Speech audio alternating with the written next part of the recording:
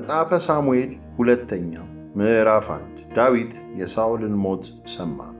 ሳኦል ከሞተ በኋላ ዳዊት አማሌቃውያንን ድል አድርጎ በመመለስ በጺቅላግ 2 ቀን ቆየ። በሦስተኛው ቀን የተቀደደ ልብስ የለበሰ በራሱም ላይ ትቢያ የነሰነሰ አንድ ሰው ከሳኦል ሰፈር መጣ።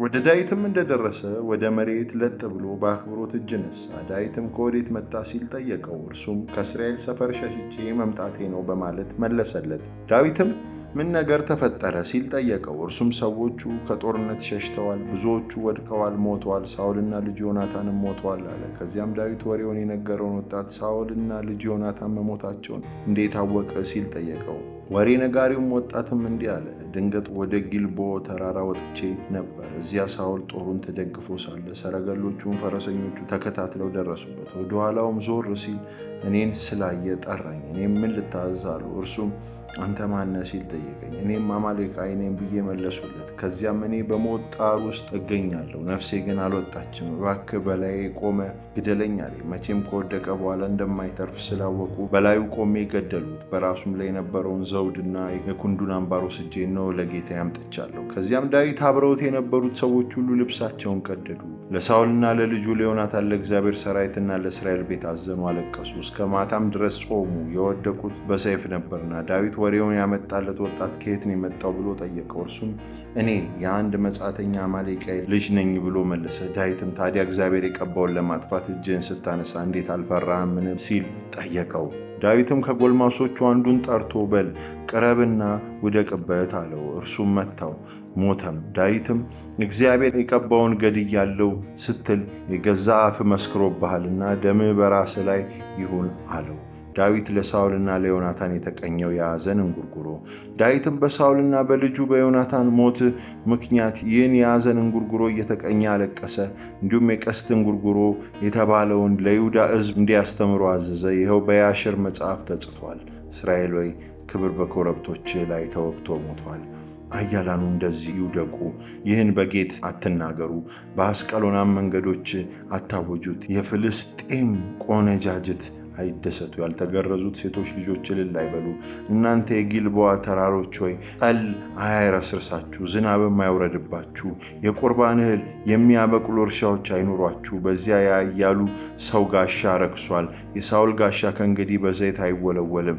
ከሞቱት ሰዎች ደም ከኃያላኑ ስብ የዮናታን ቀስት ተመልሳ አልመጣችም። የሳኦልም ሰይፍ በከንቱ አልተመለሰችም። ሳኦልና ዮናታን በሕይወት እያሉ የሚዋደዱ የሚስማሙ ነበሩ። ሲሞቱም አልተለያዩም። ከንስር ይልቅ ፈጣኖች፣ ከአንበሳ ይልቅ ብርቶች ነበሩ። እናንተ የእስራኤል ቆነጃጅት ሆይ ሐምራዊ ቀሚስና ቀጭን ፈትል ላለበሳችሁ፣ ልብሶቻችሁን በወርቅ ዘብ ላስጌጠላችሁ ለሳኦል አልቅሱለት። ኃያላን እንዴት እንዲህ በጦርነት ወደቁ! ዮናታን ከኮረብቶች ላይ ተወግቶ ሞቷል። ወንድሜ ዮናታን ሆይ እኔ ስለ አንተ አዘኑ። አንተ ለእኔ እጅግ ውድ ነበር። ፍቅርህ ለእኔ ድንቅ ነበር፣ ከሴት ፍቅር ይልቅ ግሩም ነበር። ኃያላኑ እንዴት ወደቁ! የጦር መሳሪያዎቹስ እንዴት ከንቱ ይሆኑ!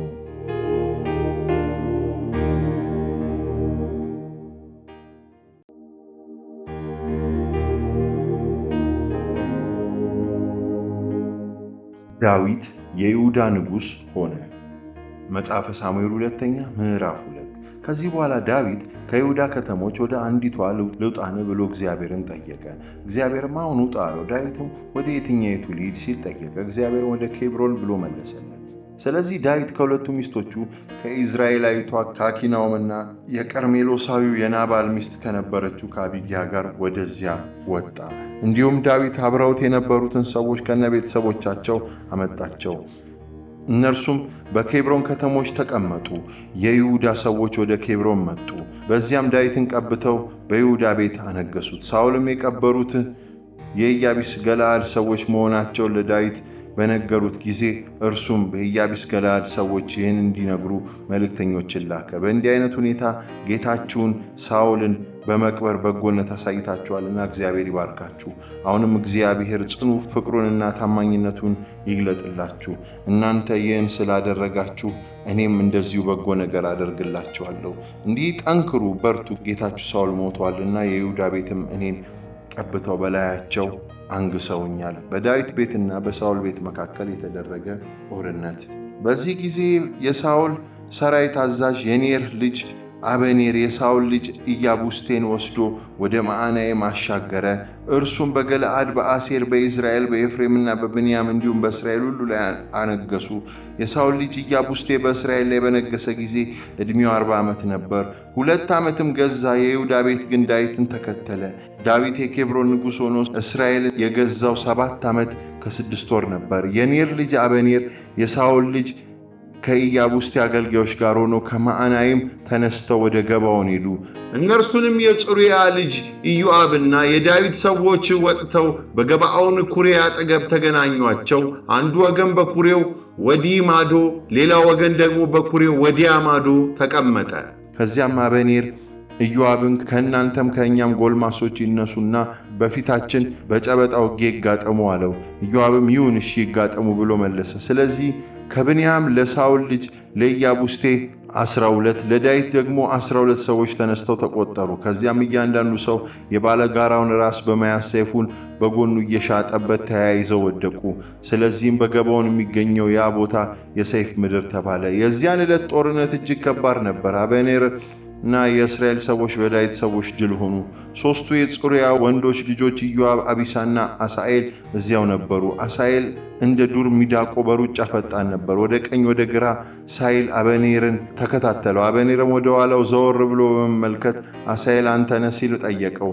እርሱም አዎን እኔ ነኝ ብሎ መለሰለት። ከዚያም አበኔር ወደ ቀኝም ወደ ግራ ዘወር በልና አንዱ ጎልማሳ ይዘህ መሳሪያውን ንጠቀው አለው። አሳኤል ግን እርሱን መከታተል አልተውም ነበር። እንደገናም አበኔር እኔን መከታተል ብትተው ይሻላል፣ እኔስ ለምን ከመሬት ጋር ላጣብቅ? ከዚያስ የወንድምን የኢዮአብን ፊት ቀና ብዬ እንዴት አያለው አለው። አሳኤል ግን መከታተሉን አልተውም። ስለዚህ አበኔር በጦሩ ጫፍ ሆዱን ወጋው፣ ጦሩም በጀርባው ዘልቆ ወጣ። አሳኤልም እዚያ ወደቀ፣ ወዲያውም ሞተ። እያንዳንዱም ሰው አሳኤል ወድቆ ወደ ሞተበት ስፍራ ሲደርስ ይቆም ነበር። ኢዮአብና አቢሳ ግን አበኔርን ተከታተሉት። እያሳደዱም ወደ ገባዖን ምድረ በዳ በሚወስደው መንገድ ከጋይ አጠገብ ወዳለው ወደ አማ ኮረብታ ሲደርሱ ፀሐይ ጠለቀች። ከዚያም የብንያም ሰዎች ወደ አበኔር ተሰብስበው ግንባር በመፍጠር በኮረብታው ጫፍ ላይ ተሰለፉ። አበኔር ኢዮአብን ጠርቶ ይህ ሰይፍ ዘላለም ማጥፋት አለበትን? ውጤቱ መራራ መሆኑን አንተስ ሳታውቀው ቀርተነውን? ሰዎች ወንድሞቻቸውን ማሳደዱን እንዲያቆሙ ትእዛዝ ማትሰጣቸው እስከ መቼ ድረስ ነው አለው። ኢዮአብም ሕያው እግዚአብሔርን ይህን ባትናገር ኖሮ ሰዎቹ እስኪነጋ ድረስ ወንድሞቻቸውን ማሳደዱን ባላቆሙ ነበር ብሎ መለሰ። ስለዚህ ኢዮአብ ቀንደ መለከቱን ነፋ። ከዚያ በኋላ ሰዎቹ በሙሉ እስራኤልን ማሳደድን ተዉ። ውጊያውም በዚያ አበቃ። አበኔርና ሰዎቹም ሌሊቱ አረባን አልፈው ሄዱ። ከዚያም ዮርዳኖስን በመሻገር ቢትሮንን ሁሉ አልፎ ወደ መሃናይም መጡ። ከዚያም ኢዮአብ አበኔርን ማሳደዱን ትቶ ተመለሰ። ሰዎቹንም ሁሉ አንድ ላይ በሰበሰባቸው ጊዜ ከዳዊት ሰዎች አሳኤልን ሳይጨምር 19 ሰዎች መጥፋታቸው ታወቀ። የዳዊት ሰዎች ግን ከአበኔር ጋር ከነበሩት 360 ብንያማውያን ገደሉ። አሳኤልንም ከወደቀበት አንስተው በቤተልሔም በአባቱ መቃብር ቀበሩት። ከዚያም ኢዮአብና ሰዎቹ ሌሊቱን ሁሉ ሲገሰግሱ አድረው ሲነጋ ኬብሮን ደረሱ።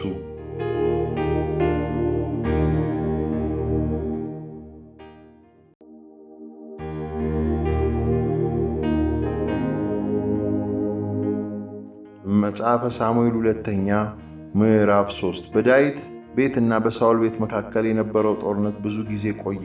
ዳዊት እየበረታ ሲሄድ የሳኦል ቤት ግን እየተዳከመ መጣ። ዳዊት በኬብሮን ሳለ 6 ወንዶች ልጆች ተወለዱለት። የበኩር ልጁ የኢዝራኤላዊቷ ከአኪናውም የተወለደው አምኖን፣ ሁለተኛው የቀርሜሎሳዊው የናባል ሚስት ከነበረችው ከአቢግያ የተወለደው ኬልአብ፣ ሶስተኛው ተልማይ ከተባለው ከጌሹር ንጉሥ ልጅ ከመካይ የተወለደው አቤሴሎም፣ አራተኛው ከአጊታ የተወለደው አዶንያስ፣ አምስተኛው ከአቢጣል የተወለደው ሰፍጣይ፣ ስድስተኛው ከዳዊት ሚስት ከኤግላ የተወለደው ይትረሃም ነበር። እነዚህ ዳዊት በኬብሮን ሳለ የተወለዱለት ናቸው። አበኔር ከዳዊት ጋር ተባበረ። የሳኦል ቤትና የዳዊት ቤት በጦርነት ላይ በነበሩበት ጊዜ አበኔር በሳኦል ቤት ላይ ኃይሉን ያጠናክር ነበር። ሳኦልም የኢዮኤልን ልጅ ሪጽፍን በቁባትነት አስቀምጧት ነበር። ኢያቡስቴም አበኔርን ለምንድን ነው ከአባቴ ቁባት ጋር የተኛኸው አለው። አበኔርም በኢያቡስቴ ንግግር እጅግ ስለተቆጣ እንዲህ አለ፣ እኔ ለይሁዳ የምወግን የውሻ ጭንቅላት ነኝን? ለአባት ለሳኦል ቤት ለወንድሞቹና ለዘመዶቹ ታማኝነቴን እስከዛሬ ድረስ አላጓደሉም። አንተንም አሳልፌ ለዳዊት አልሰጠውም። አሁን ግን አንተ ከዚህ ሴት ጋር በፈጸሙት ነገር ትከሰኛለህ። እግዚአብሔር ለዳዊት በመሃል ላይ የሰጠውን ተስፋ ዳር እንዲደርስ ሳላደርግ በቀር እግዚአብሔር በአቤኔር ላይ ክፉ ያድርግበት፣ ከዚያ የባሰም ያምጣበት። የማለለትን መንግስትን ከሳኦል ቤት አውጥቶ ከዳን እስከ ቤርሳቤ ባለው በእስራኤልና በይሁዳ ምድር የዳዊትን ዙፋን ለመመስረት የሰጠው ተስፋ ነው። ኢያቡስቴም አቤኔርን አጥብቆ ፈርቶት ስለነበር እንደገና አንዲት ቃል እንኳ ሊመልስለት አልደፈረም። ከዚያም አቤኔር ለዳዊት ምድሪቱ የማን ናት? ከእኔ ጋር ተስማማ፣ እነሆ እስራኤል ሁሉ ወደ አንተ እንዲመለስ እኔ እረዳሃለሁ ብለው ለዳዊት እንዲነግሩት መልእክተኞችን ላከ። ዳዊትም ይሁን እሺ፣ ከአንተ ጋር ስምምነቱን አደርጋለሁ። ነገር ግን ከአንተ አንዲት ነገር እሻለሁ። ይኸውም ወደ እኔ ስትመጣ በመጀመሪያ የሳኦልን ሴት ልጅ ሚልኮልን ይዘህልኝ እንድትመጣ ነው፣ ያለዚያ ግን ወደ እኔ እንዳትመጣ አለ። ከዚያም ዳዊት 100 ፍልስጤማውያን ሸለፈት ማጫ የከፈሉባትን ሚስቴ ሚልኮልን ስጠኝ ብሎ ወደ ሳኦል ልጅ ወደ ኢያቡስቴ መልእክተኞች ላከበት። ስለዚህ ኢያቡስቴ መልእክተኛ ልኮ ሚልኮልን ከባሏ ከሌሳ ልጅ ከፈልጤሄል ወሰዳት። ባሏም እስከ ብራቂም ከተማ ድረስ እያለቀሰ ተከትሏት ሄደ። ከዚያም አበኔር በል በቃ ወደ ቤት ተመለስ አለው። ስለዚህም ተመለሰ። አበኔር ከእስራኤል ሽማግሌዎች ጋር ተመካከረ፣ እንዲህም አለ፣ ባለፈው ጊዜ ዳዊት በላያችሁ እንዲነግስ ፈልጋችሁ ነበር። እግዚአብሔር ለዳዊት በባሪያዬ በዳዊት ሕዝቤን እስራኤልን ከፍልስጤማውያን እጅና ከጠላቶቻቸው እጅ እንታደጋቸዋለሁ ብሎ ተስፋ ስለሰጠው ይህን አሁኑኑ አድርጉት። እንዲሁም አቤኔር ለብንያማውያን ራሱ ሄዶ ይህን ነገራቸው። ከዚያም እስራኤልና በመላው የብንያም ቤት ለማድረግ የፈለጉትን ሁሉ ለዳዊት ለመንገር ወደ ኬብሮን ሄደ። አቤኔር ከ20 ሰዎች ጋር ዳዊት ወዳለበት ወደ ኬብሮን መጣ። ዳዊትም ለአቤኔር አብረውት ለነበሩት ሰዎች ግብዣ አደረገላቸው። ከዚያም አቤኔር ዳዊትን ከአንተ ጋር ቃል ኪዳን እንዲያደርጉ ልብህ እንደተመኘውም ሁሉን እንድትገዛ ፈጠኝ ሄጄ ለጌታዬ ለንጉሥ መላውን እስራኤልን ልሰብስብ አለው። ስለዚህ ዳዊት አቤኔርን አሰናበተው፣ በሰላም ሄደ። ኢዮአብ አቤኔርን ገደለው። የዳዊትና የኢዮአብ ሰዎች በዚያኑ ጊዜ ብዙ ምርኮ ይዘው ከዘመቻ ተመለሱ። አቤኔር ግን ዳዊትን በሰላም አሰናብቶት ስለሄደ በኬብሮን አልነበረም። ኢዮአብና አብሮት የነበረው ሰራዊት ሁሉ እዚያ እንደደረሱ የኔር ልጅ አቤኔር ወደ ንጉሡ መምጣቱን ንጉሡን እንዳሰናበተው እርሱም በሰላም እንደሄደ ኢዮአብ ሰማ። ስለዚህ ኢዮአብ ወደ ንጉሡ ገብቶ እንዲህ አለ፣ ምን ማድረግህ ነው? እነሆ አቤኔር መጥቷል። እንዴት በሰላም እንዲሄድ አሰናበተው? የኔርን ልጅ አቤኔርን ታውቀዋለህ? የመጣው ሊያታልልህ መውጣት መግባትህን ለማወቅና የምታደርገውን ሁሉ ሊሰልል ነው። ከዚያም ኢዮአብ ከዳዊት ዘንድ ወጣ። አቤኔርን እንዲያመጡለት መልእክተኞችን ላከ። መልእክተኞችን ከሴርያዋ ጉድጓድ አጠገብ መለሱት። ዳዊት ግን ይህን አላወቀም ነበር። አቤኔር ወደ ኬብሮን በተመለሰ ጊዜ ኢዮአብ በቆይታ የሚያነጋግረው በመምሰል ዞር አድርጎ ወደ ቅጽሩ በር ይዞት ሄደ። እዚያም የወንድሙን አሳሄልን ደም ለመበቀል ሲል ሆዱ ላይ ወግቶ ገደለው። ዳዊት ይህን ነገር ቆይቶ በሰማ ጊዜ እንዲህ አለ፣ እኔም ሆንሁ መንግሥቴ ከኔር ልጆች ከአቤኔር ደግሞ በእግዚአብሔር ፊት ለዘላለም ንጹሕ ነን። ደሙ በኢዮአብ ራስና በአባቱ ቤት ሁሉ ላይ ይሁን። ፈሳሽ ነገር የሚወጣው ወይም አሰቃቂ ቆዳ በሽታ ያለበት በምርኩዝ የሚሄድ አንካሳ ወይም በሰይፍ ተመትቶ የሚወድቅ ወይም የሚበላው ያጣ ራብተኛ ከኢዮአብ ቤት አይታጣ።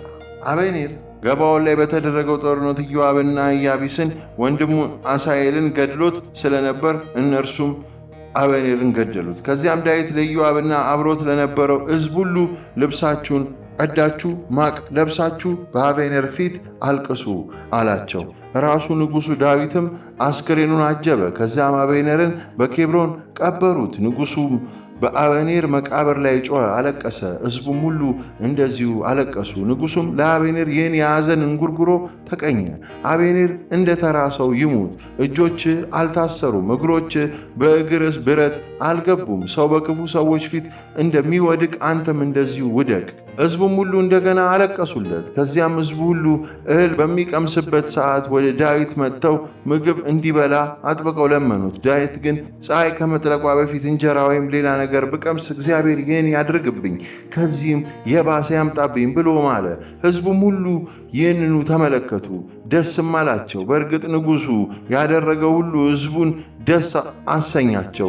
እንዲሁም በዚያን ዕለት ሕዝቡ ሁሉና እስራኤል በሙሉ ንጉሡ በኔር ልጅ በአበኔር ሞት እጁን እንዳልገባበት አወቀ። ከዚያም ንጉሡ ለራሱ ሰዎች እንዲህ አለ፣ በዛሬይቱ ዕለት በእስራኤል መስፍን ታላቅ ሰው መውደቁን አላወቃችሁምን? ምንም እንኳ ዛሬ የተቀባው ንጉሥ ብሆንም እኔ ደካማ ሰው ነኝ። እነዚህ የጽሩያ ልጆች እጅግ በርተውብኛል። እግዚአብሔር ለክፉ አድራጊ የእጁን ይስጠው።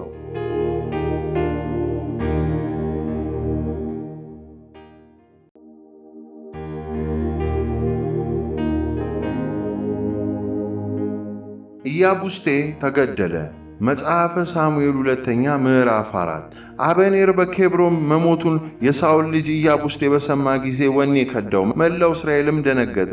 በዚህ ጊዜ የሳኦል ልጅ ኢያቡስቴ የወራሪ ጭፍራ ቡድን መሪዎች የሆኑ 2 ሰዎች ነበሩት። አንዱ በአና ሌላው ደግሞ ሬካብ ይባሉ ነበር። እነርሱም ከብንያም ነገድ የብኤሮት ተወላጅ የሆነው የሬሞን ልጆች ነበሩ። ብኤሮት ከብንያም ክፍል እንደ አንዱ ትቆጠራለች። የብኤሮት ሕዝብ ወደ ጌትም በመሸሽ እስከ ዛሬ በመጻተኝነት እዚያው ይኖራልና። የሳኦል ልጅ ዮናታን 2 እግሮቹ ሽባ የሆኑ አንድ ልጅ ነበረው። እርሱም የሳኦልና የዮናታን አሟሟት ወሬ ከኢዝራኤል በመጣ ጊዜ የ5 ዓመት ልጅ ነበር።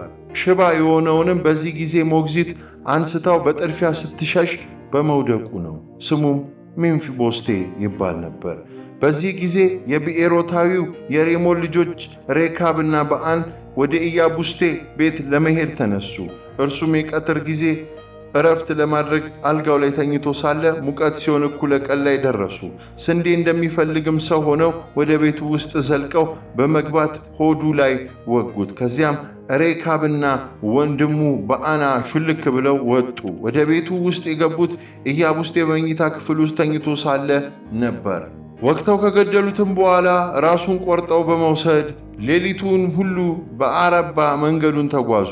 የኢያቡስቴንም ራስ ወደ ኬብሮን ዳዊት ዘንድ አምጥተው ንጉሡን አንተን ሊገድል ይፈልግ የነበረው የጠላትን የሳኦል ልጅ የኢያቡስቴ ራስ ይኸውልህ፣ እነሆ እግዚአብሔር በዛሬው ቀን ስለ ጌታዬ ስለ ንጉሡ ሳኦልንና ዘሩን ተበቅሎልሃል አሉት። ዳዊትም ለብኤሮታዊው ለሬሞን ልጆች ለሬካብና ለወንድሙ ለበአና እንዲህ ሲል መለሰላቸው፣ ከመከራ ሁሉ ያዳነኝ ሕያው እግዚአብሔር የምሥራች ያመጣልኝ መስሎት እነሆ ሳኦል ሞተ ብሎ የነገረኝን ሰው ይዤ ጺቅላግ ላይ ገደሉት። እንግዲህ ለዚህ ሰው ስላመጣው ምስራች የሸለሙት ይህን ነበር። ታዲያ በገዛ ቤቱ በገዛ አልጋው ላይ አርፎ የተኛውን ንጹሕ ሰው የገደሉትን ክፉ ሰዎች እንዴት የባሰ ቅጣት አይገባቸው?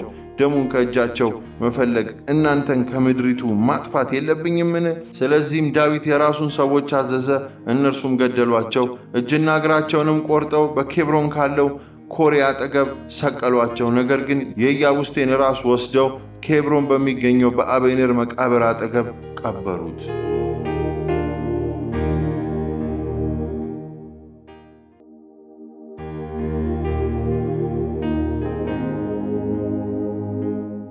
ዳዊት በእስራኤል ላይ ነገሰ። መጽሐፈ ሳሙኤል ሁለተኛ ምዕራፍ 5 የእስራኤል ነገዶች በሙሉ ወደ ኬብሮን ወደ ዳዊት መጥተው እንዲህ አሉ፣ እነሆ እኛ የአጥንት ፍላጭ የሥጋ ቁራጭ ነን። ባለፈው ሳኦል በእኛ ላይ ነግሶ በነበረ ጊዜ እስራኤልን በጦርነት የምትመራቸው አንተ ነበረ። እግዚአብሔርም ሕዝቤን እስራኤልን ትጠብቃለህ፣ መሪያቸውም ትሆናለህ ብሎህ ነበር። ስለዚህ የእስራኤል ሽማግሌዎች በሙሉ ወደ ኬብሮን መጡ። ንጉሥ ዳዊትም ኬብሮን ላይ በእግዚአብሔር ፊት ከእነርሱ ጋር ቃል ኪዳን አደረገ። እነርሱም ዳዊትን ቀብተው በእስራኤል ላይ ያነገሱት። ዳዊት በነገሰ ጊዜ ዕድሜው 30 ዓመት ነበር፣ 40 ዓመትም ገዛ። በኬብሮን ተቀምጦ በይሁዳ ላይ 7 ዓመት ከ6 ወር ኢየሩሳሌም ሆኖ በመላው እስራኤልና በአይሁድ ላይ 33 ዓመት ነገሰ። ዳዊት ኢየሩሳሌምን ድል አደረገ። ንጉሡና ሰዎቹ በኢየሩሳሌም የሚኖሩትን ኢያቡሳውያንን ለመውጋት ወደዚያ ሄዱ። ኢያቡሳውያንም ዳዊት እዚህ ሊገባ አይችልም ብለው ስላሰቡ ዳዊትን ዕውሮችን፣ አንካሶች እንኳ ይከለክለዋልና ወደዚች አትግባ አሉት። ይሁን እንጂ ዳዊት የጽዮንን አምባ ያዘ። ይህችም የዳዊት ከተማ የተባለችው ናት። በዚህ ዕለት ዳዊት ኢያቡሳውያንን ድል ማድረግ የሚፈልግ የዳዊት ጠላቶች ወደሚሆኑ አንካሶችና ዕውሮች ለመድረስ በውሃ መተላለፊያ ሽቅብ መውጣት አለበት አለ። እንግዲህ አንካሶችና ዕውሮች ወደ ቤተ መንግሥት አይግቡ ያሉት ለዚህ ነው። ከዚያ ዳዊት መኖሪያውን በአምባይቱ ላይ አደረገ፣ የዳዊት ከተማ ብሎ ጠራት። ዳዊትም ከሜሉ አንስቶ ወደ ውስጥ ዙሪያውን ገነባት። የሰራዊት ጌታ እግዚአብሔር ከእርሱ ጋር ስለነበር ዳዊት ከዕለት ወደ ዕለት እየበረታ ሄደ። በዚህ ጊዜ የጢሮስ ንጉሥ ኪራም ወደ ዳዊት መልእክተኞችን ላከ። እንዲሁም የዝግባ እንጨትና አናጢዎችንና ድንጋዮችን ጠራቢዎችን አብሮ ሰደደ። እነርሱም ለዳዊት ቤተ መንግሥት ሰሩለት። እግዚአብሔር በእስራኤል ላይ ንጉሥነቱን እንዳጸናለት፣ ስለ ሕዝቡ ስለ እስራኤል መንግሥቱን እንዳሰፋለት ዳዊት አወቀ። ዳዊት ከኬብሮን ከሄደ በኋላ ከበፊቶቹ በተጨማሪ በኢየሩሳሌም ሌሎች ቁባቶች አስቀመጠ፣ ሚስቶችም አገባ። ሌሎች ወንዶችና ሴቶች ልጆችም ተወለዱለት። በኢየሩሳሌም የተወለዱትም ልጆች ሳሙስ፣ ሶባብ፣ ናታን፣ ሰልሞን፣ ኢያብሔር፣ ኤሊሱኤ፣ ናፊቅ፣ ናፊያ፣ ኤልሳም፣ ኤሊዳኤ፣ ኤሊፋአላት ይባላል። ዳዊት ፍልስጤማውያንን ድል አደረገ። ዳዊት በእስራኤል ንጉሥ ሆኖ መቀባቱን ፍልስጤማውያን በሰሙ ጊዜ እርሱን ለመፈለግ በሙሉ ኃይላቸው ወጡ። ዳዊት ግን ይህን ሰምቶ ወደ ምሽጉ ወረደ። በዚህ ጊዜ ፍልስጤማውያኑ መጥተው በራፋይም ሸለቆ ተበታትነው ሰፈሩ። ስለዚህም ዳዊት እግዚአብሔርን ፍልስጤማውያንን ወጥቼ ልውጋቸው በእጄ አሳልፈ ትሰጣኛለህ ሲል ጠየቀው። እግዚአብሔርም አሁን ሂድ፣ በእርግጥ ፍልስጤማውያንን በእጅ አሳልፌ እሰጥሃለሁ አለው። ስለዚህ ዳዊት ወደ አልፐርሲም ሄዶ ፍልስጤማውያን ድል አደረጋቸው። እርሱም የጎርፍ ውሃ ጥሶ በመውጣት እንደሚያፈራርስ እግዚአብሔር ጠላቶቼን በፊቴ አፈራረሳቸው አለ። ከዚህ የተነሳ የዚያ ቦታ ስም በአልፐርሲም ተባለ። ፍልስጤማውያንም ጣዖቶቻቸውን ትተው ሸሽተው ስለነበር ዳዊትና ሰዎቹ ወስደው አቃጠሏቸው። ፍልስጤማውያንን እንደገና መጥተው በራፋይም ሸለቆ ተበታትነው ሰፈሩ። ስለዚህም ዳዊት እግዚአብሔርን ጠየቀ። እግዚአብሔርም እንዲህ አለው፣ በስተኋላቸው በኩል በመክበብ በበለሳኑ ፊት ለፊት ግጠማቸው እንጂ በቀጥታ ወዳሉበት አትውጣ። በበለሳኑ ዛፎች ጫፍ ላይ የሰልፍ ጉዞ ድምፅ ስትሰማ እግዚአብሔር የፍልስጤማውያንን ሰራዊት ለመምታት ቀድሞ ወጥቷል ማለት ነውና በዚያን ጊዜ በፍጥነት ወደፊት ሂድ። ስለዚህ ዳዊት እግዚአብሔር እንዳዘዘው አደረገ። ፍልስጤማውያንን ከገባዖን እስከ ጌዜር ድረስ እያሳደደ መታቸው።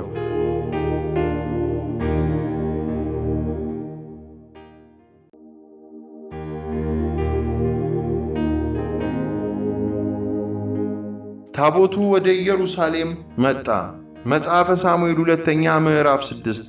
ዳዊት እንደገና ከእስራኤል የተመረጡ በአጠቃላይ 30,000 ሰዎች ሰበሰበ።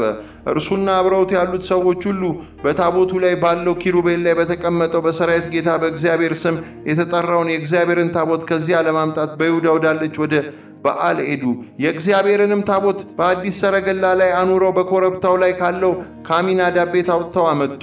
ሰረገላውን ይነዱ የነበሩትም የአሚናዳብ ልጆች ኦዝና አሂዱ ሲሆኑ የእግዚአብሔርም ታቦት በሰረገላው ላይ ሆኖ አዩ ፊት ይሄድ ነበር። ዳዊትና የእስራኤል ቤተ በሙሉ በዝማሬ በገናና በመሰንቆ በከበሮና በጽናጽል በቃጭል ባለ ኃይላቸው ሁሉ በእግዚአብሔር ፊት ያሸበሽቡ ነበር።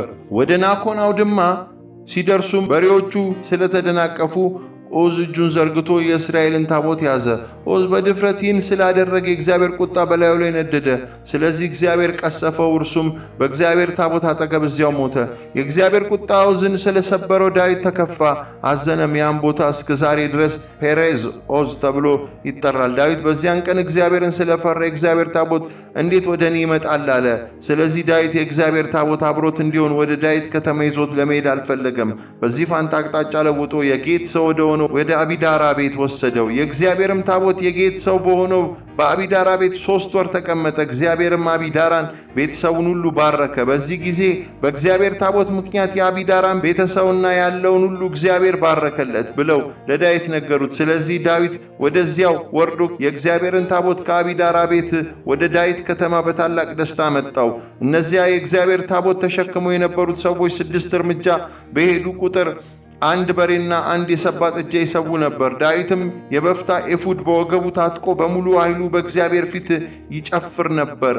እንዲህ ባለ ሁኔታ ዳዊትና መላው የእስራኤል ቤት ኦ እያሉና እንደ መለከት እየነፉ የእግዚአብሔርን ታቦት አመጡ። የእግዚአብሔር ታቦት ወደ ዳዊት ከተማ ሲገባ የሳኦል ልጅ ሚልኮል በመስኮት ሆና ትመለከት ነበር። ንጉሥ ዳዊት በእግዚአብሔር ፊት ሲዘልና ሲያሸበሽብ ባየችው ጊዜ በልቧ ናቀችው። ከዚያም የእግዚአብሔር ታቦት አምጥተው ዳዊት በተከለለት ድንኳን ውስጥ አግብተው በተዘጋጀለት ስፍራ አኖሩት። ዳዊትም የሚቃጠል መሥዋዕትና የኅብረት መሥዋዕት በእግዚአብሔር ፊት አቀረቡ።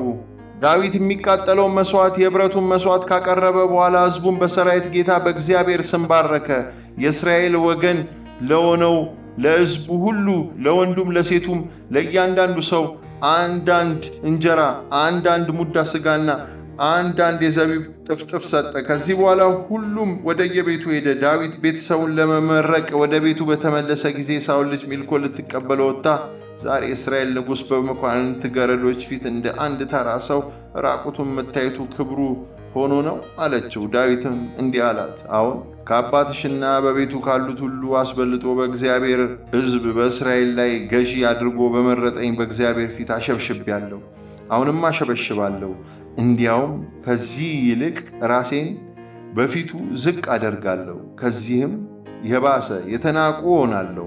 ነገር ግን በጠቀስሻቸው ገረዶች ፊት እከብራለሁ። የሳኦልም ልጅ ሚልኮል እስከ ሞተችበት ጊዜ ድረስ ልጅ አልወለደችም ነበር።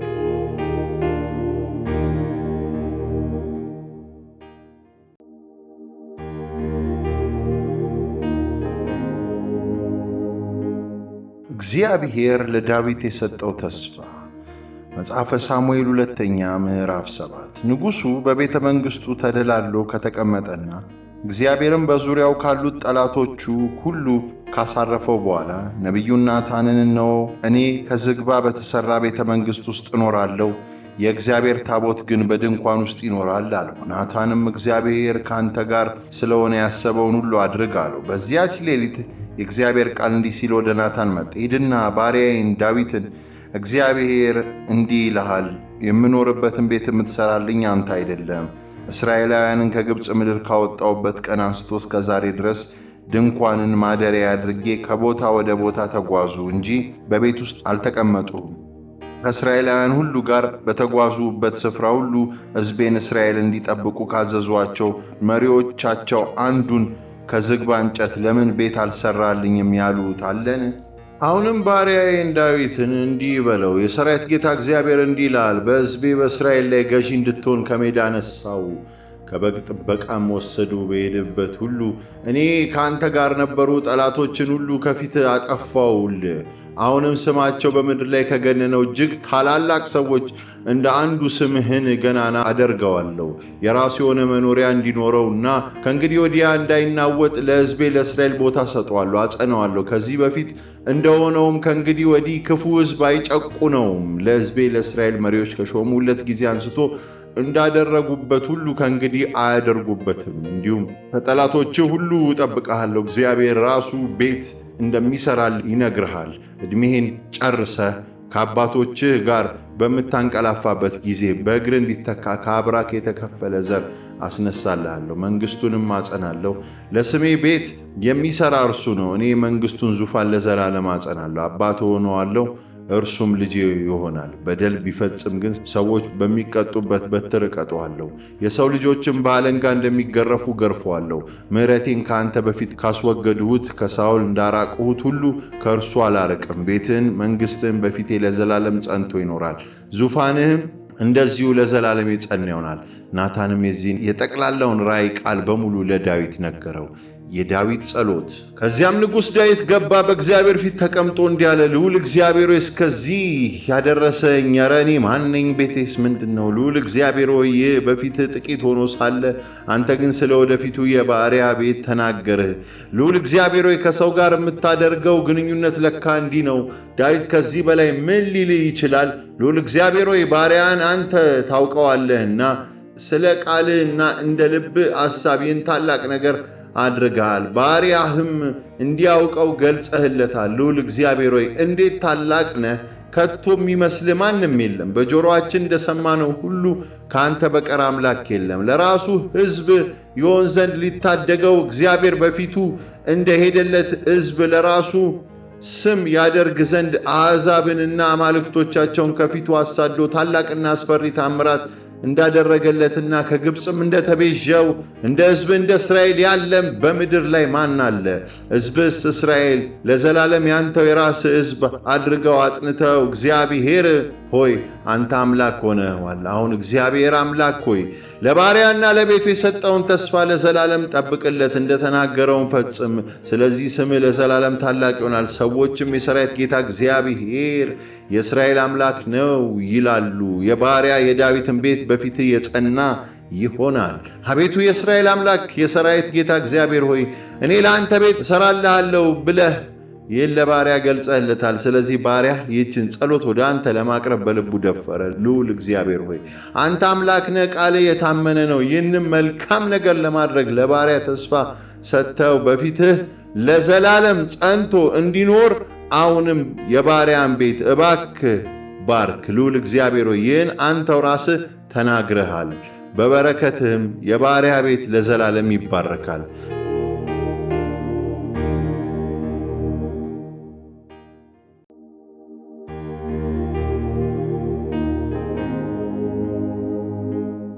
ዳዊት የተቀዳጀው ድሎች። መጽሐፈ ሳሙኤል ሁለተኛ ምዕራፍ 8። ከዚህ በኋላ ዳዊት ፍልስጤማውያንን ድል አደረጋቸው፣ በቁጥጥሩም ሥር አዋላቸው። ሜቴግ አማ የተባለችውንም ከተማ ከፍልስጤማውያን ቁጥጥር ነፃ አደረጋት። እንዲሁም ዳዊት ሞዓባውያን ድል አደረገ፣ በመሬት ላይ አጋድሞ በገመድ ለካቸው። በገመድ ከተለኩትም 2 እጅ ሲገድል 1 እጅ ግን በሕይወት ይተው ነበር። ስለዚህ ሞዓባውያን የዳዊት ተገዢዎች ሆኑ፣ ገበሩለትም። ከዚህም በቀር ዳዊት በኤፍራጥስ ወንዝ አጠገብ ያለውን ግዛት መልሶ ለመያዝ በሄደ ጊዜ የሱባን ንጉሥ የረአብን ልጅ አድርአዛርን ወጋው። ዳዊትም 1000 ሰረገሎች፣ 7000 ፈረሰኞችና 20,000 እግረኞችን ማረከበት። ቁጥራቸው 100 የሆነ የሰረገላ ፈረሶች ብቻ ሲቀሩ ሌሎቹም በሙሉ ቋንጃቸውን ቆረጠ። የደማስቆቹ ሶርያውያን የሱባን ንጉሥ አድርአዛርን ለመርዳት በመጡ ጊዜ ዳዊት 22,000 ሰው ገደለባቸው። ከዚያም የደማስቆ ክፍል በሆነው የሶርያውያን ግዛት የጦር ሰፈሮችን አቋቋመ። ሶርያውያን ተገዙለት፣ ገበሩለትም። እግዚአብሔርም ዳዊት በሄደበት ሁሉ ድልን ሰጠው። ዳዊት የአድርአዛር ሹማምንት ያነገቧቸውን የወርቅ ጋሻዎች ወስዶ ወደ ኢየሩሳሌም አመጣቸው። ንጉሡ ዳዊት ቤጣን፣ ቤሮታይ ከተባሉ ከአድርአዛር ከተሞች እጅግ ብዙ ናስ አጋዘ።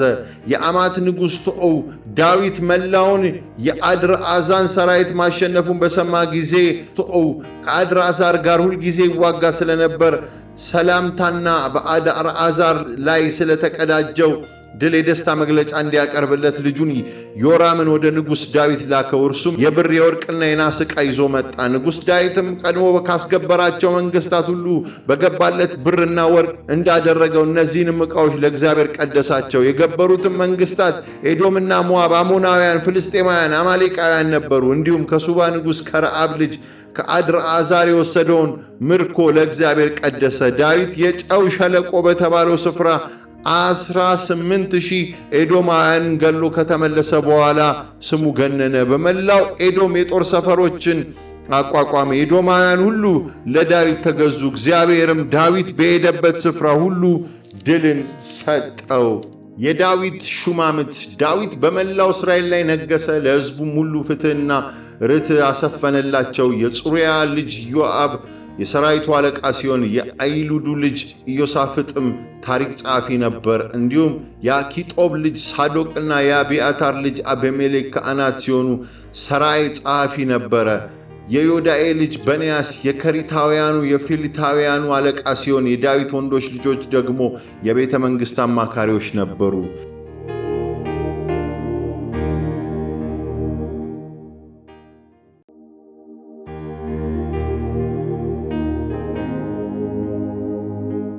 ዳዊትና ሜምፊቦስቴ። መጽሐፈ ሳሙኤል ሁለተኛ ምዕራፍ 9 ዳዊት ስለ ዮናታን ስል ቸርነት አደርግለት ዘንድ ከሳኦል ቤት የቀረ ሰው ይኖር ይሆን በማለት ጠየቀ። በዚያን ጊዜ ከሳኦል ቤት ሲባ የሚባል አንድ አገልጋይ ስለነበር ወደ ዳዊት እንዲሄድ ነገሩት። ንጉሡም ሲባ የምትባለው አንተ ነህን ሲል ጠየቀው። እርሱም አሁን እኔ አገልጋይ ነኝ አለ። ንጉሡም የእግዚአብሔር ቸርነት እንዳደርግለት ከሳኦል ቤት የቀረ ሰው የለምን ሲል ጠየቀው። ሲባም ለንጉሡ እግሮቹ ሽባ የሆኑ አንድ የዮናታን ልጅ አለ ብሎ መለሰለት። ንጉሡም የት ነው ያለው ብሎ ጠየቀ። ሲባም ሎዶባር በተባለው ስፍራ በአሚኤል ልጅ በማኪር ቤት ይገኛል ብሎ መለሰለት። ስለዚህ ንጉሥ ዳዊት ሜምፊቦስቴን ከአሚኤል ከማኪር ቤት ከሎዶባር ልኮ አስመጣው። የሳኦል ልጅ የዮናታን ልጅ ሜምፊቦስቴ ወደ ዳዊት በመጣ ጊዜ አክብሮቱን ለመግለጥ ለጥ ብሎ እጅ ነሳ። ዳዊትም ሜምፊቦስቴ ብሎ ጠራው። እርሱም እነሆ አገልጋዬ አለ። ዳዊትም አትፍራ፣ ስለ አባትህ ስለ ዮናታን ስል በእርግጥ ቸርነት አደርግልሃለሁና የአባትን የሳኦልን ምድር በሙሉ እመልስልሃለሁ፣ ዘውትርም ከማዕዴ ትበላለህ አለው። ሜምፊቦስቴም ለጥ ብሎ እጅ ነሳና እንደ ሞተ ውሻ ለምቆጠር ለእኔ ይህን ያህል የምታደርግልኝ አገልጋይ ኧረ ማን ነኝ አለ። ከዚያም ንጉሡ የሳኦልን አገልጋይ ሲባን ጠርቶ እንዲህ አለው፣ የሳኦልና የቤተሰቡ የሆነውን ሁሉ ለጌታ የልጅ ልጅ ሰጥቼዋለሁ። አንተ ልጆችን አገልጋዮች የጌታችሁ የልጅ ልጅ የሚበላውን እንዲያገኝ መሬቱን እረሱለት፣ ምርቱንም አግቡለት። የጌታ የልጅ ልጅ ሜምፊቦስቴ ግን ምን ጊዜም ከማዕዴ ይበላል። በዚያን ጊዜ ሲባ 15 ወንዶች ልጆችና 20 አገልጋዮች ነበሩት። ከዚያም ሲባ ንጉሡን ጌታዬ ንጉሥ አገልጋዩን ያዘዘውን ሁሉ አገልጋይም ይፈጽመዋል አለው። ስለዚህ ሜምፊቦስቴ ከንጉሡ ልጆች እንደ አንዱ ሆኖ ከዳዊት ማዕድ ይበላ ነበር። ሜምፊቦስቴ ሚካ የተባለ አንድ ትንሽ ልጅ ነበረው። የሲባ ቤተሰቦች በሙሉ ሜምፊቦስቴን ያገለግሉት ነበር። ሜምፊቦስቴም ሁልጊዜ ከንጉሡ ማዕድ ስለሚበላ ይኖር የነበረው በኢየሩሳሌም ነው። 2 እግሮቹም ሽባ ነበሩ።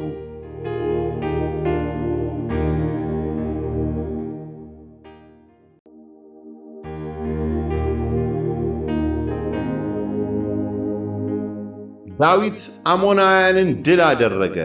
መጽሐፈ ሳሙኤል ሁለተኛ ምዕራፍ 10 ከዚህ በኋላ የአሞናውያን ንጉሥ ሞተ። ልጁ አኖንም በእግሩ ተተክቶ ነገሠ። ዳዊትም አባቱ ቸርነትን እንዳደረገልኝ ሁሉ እኔም ለናዖስ ልጅ ለአኖን ወሮታውን ልክፈል ሲል አሰበ።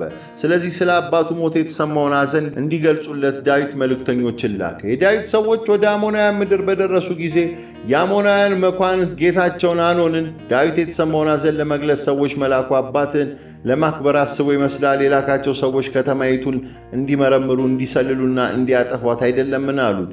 ስለዚህ አኖን የዳዊትን ሰዎች ይዞ የእያንዳንዳቸውን ጢም በከፊል ላጨ፣ ልብሳቸውንም ወገባቸው ድረስ አሳጥሮ በመቁረጥ መልሶ ሰደዳቸው። ዳዊት ይህን በሰማ ጊዜ ሰዎቹ እጅግ አፍረው ስለነበር መልእክተኞቹን ላከባቸው። ንጉሡም ጢማቸው እስኪያድግ በኢያሪኮ ቆዩና ከዚያ በኋላ ተመለሱ አላቸው። አሞናውያን ዳዊት እንደጠላቸው ባወቁ ጊዜ ከቤት ሮአብና ከሱባ 20,000 ሶርያውያን እግረኞች ወታደሮች እንዲሁም ንጉሥ መዓካን ከ1,000 ሰዎች ጋር ደጋግሞ ከጦብ 12,000 ሰዎች ቀጠሩ። ዳዊት ይህን ሲሰማ ኢዮአብን ከመላው ተዋጊ ሰራዊት ጋር ላከው። አሞናውያን ወጥተው በከተማቸው መግቢያ በር ላይ ተሰለፉ። የሱባን የረአብ ሶርያውያን እንዲሁም የጦብና የማዕካ ሰዎች ለብቻ ሜዳው ላይ ተሰለፉ። ኢዮአብም ከፊትና ከኋላ ጦር እንደከበቡ ባየ ጊዜ በእስራኤል ጀግንነታቸው ከታወቀው ጥቂቶቹን መርጦ በሶርያውያን ግንባር አሰለፋቸው። የቀሩትን ሰዎች ደግሞ በወንድሙ በአቢሳ ስር መድቦ በአሞናውያን ግንባር አሰለፋቸው። ኢዮአብም እንዲህ አለ፣ ሶርያውያን የሚያይሉብኝ ከሆነ አንተ መጥተህ ትረዳኛለህ፣ አሞናውያን የሚያይሉብህ ከሆነ እኔ መጥቼ እረዳሃለሁ። እንግዲህ በርታ፣ ለሕዝቦችህና ለአምላካችን ከተሞች በጀግንነት እንዋጋ። እግዚአብሔር በፊቱ መልካም መስሎ የታየውን ያድርግ። ከዚያም ኢዮአብና አብሮት የነበረው ሰራዊት ሶርያውያንን ለመውጋት ወደፊት ገሰገሰ። ሶርያውያንም ከፊቱ ሸሹ። ሶርያውያን መሸሻቸውን አሞናውያን ባዩ ጊዜ እነርሱም ከአቢሳ ፊት ሸሽተው ወደ ከተማይቱ ገቡ። ስለዚህ ኢዮአብ አሞናውያንን መውጋቱን አቁሞ ወደ ኢየሩሳሌም ተመለሰ። ሶርያውያን በእስራኤላውያን እንደተሸነፉ ባዩ ጊዜ እንደገና ተሰበሰቡ። አድርአዛር መልእክተኞቹን ሰዶ ከወንዙ ማዶ ያሉትን ሶርያውያን አስመጣ። እነርሱም በአድርአዛር ሰራዊት አዛዥ በሶቦክ መሪነት ወደ ኤላም ሄዱ። ዳዊትም ይህን በሰማ ጊዜ መላውን እስራኤል ሰበሰበ።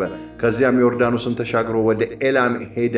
ሶርያውያንም ለጦርነት ተሰልፈው ዳዊትን በግንባር ገጠሙት። ይሁን እንጂ ከእስራኤል ፊት ሸሹ። ዳዊትም 700 ሰረገሎችንና 40,000 እግረኛ ወታደሮችን ገደለባቸው።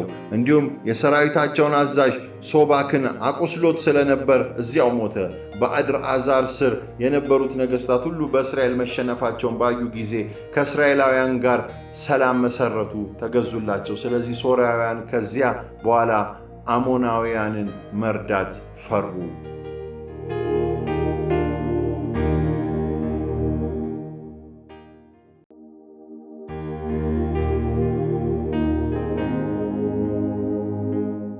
ዳዊትና ቤርሳቤ። መጽሐፈ ሳሙኤል ሁለተኛ ምዕራፍ 11። ነገሥታት ለጦርነት በሚወጡበት በጸደይ ወራት ዳዊት ኢዮአብን ከንጉሡ ሰዎችና ከመላው እስራኤል ሰራዊት ጋር አዘመተው። እነርሱም አሞናውያን አጠፉ፣ ረባት የተባለችውንም ከተማ ከበቡ። በዚያን ጊዜ ግን ዳዊት በኢየሩሳሌም ቀርቶ ነበር። አንድ ቀን ማታ ዳዊት ከአልጋው ተነስቶ ወደ ቤተ መንግሥቱ ሰገነት ወዲያና ወዲህ ይመላለስ ነበር። ከሰገነቱ ላይ እንዳለም አንዲት ሴት ገላዋን ስትታጠብ አየ። ሴቲቷም እጅግ በጣም ውብ ነበረች። ዳዊትም ሰው ልኮ ስለ ሴቲቱ አጠያየቀ። ሰውየውም ይህች የኤልያብ ልጅ የኬጢያዊ የኦርዮ ሚስት ቤርሳቤ አይደለችምን? አለ። ከዚያም ዳዊት መልእክተኞችን ልኮ አስመጣት። እርሱ ወዳለበት ገባች፣ አብሯትም ተኛ። በዚህም ጊዜ ወርሃዊ የመንጻት ጊዜዋን ፈጽማ ነበር። ከዚያም ተመልሳ ወደ ቤቷ ሄደች። ሴቲቷ ጸነሰች፣ ለዳዊትም አርግዣለሁ ብላ ላከችበት። ስለዚህም ዳዊት ለኢዮአብ ኬጢያዊው ኦርዮን ወደ እኔ ስደደው ሲል ላከበት። ኢዮአብም ወደ ዳዊት ላከው። ኦርዮን በመጣ ጊዜ ዳዊት የኢዮአብንና የሰራዊቱን ሁሉ ደህንነት እንዲሁም ጦርነቱ እንዴት እንደተካሄደ እንዳለ ጠየቀው። ከዚያም ዳዊት ኦርዮን በል እንግዲህ ወደ ቤት ወርደ እግርን ታጠብ አለው። ኦርዮ ከቤተ መንግሥት ተሰናብቶ ወጣ። ንጉሡም ማለፊያ ምግብ አስከትሎ ላከለት። ነገር ግን ኦርዮ ከጌታው አገልጋዮች ሁሉ ጋር በቤተ መንግሥቱ ቅጽር በር ተኛ እንጂ ወደ ቤቱ አልወረደም ነበር። ዳዊት ኦርዮ ወደ ቤቱ አልሄደም መባሉን ሲሰማ ኦርዮን ከመንገድ ገና አሁን መግባት አይደለምን? ወደ ቤት ያልሄደው ለምንድን ነው ሲል ጠየቀው።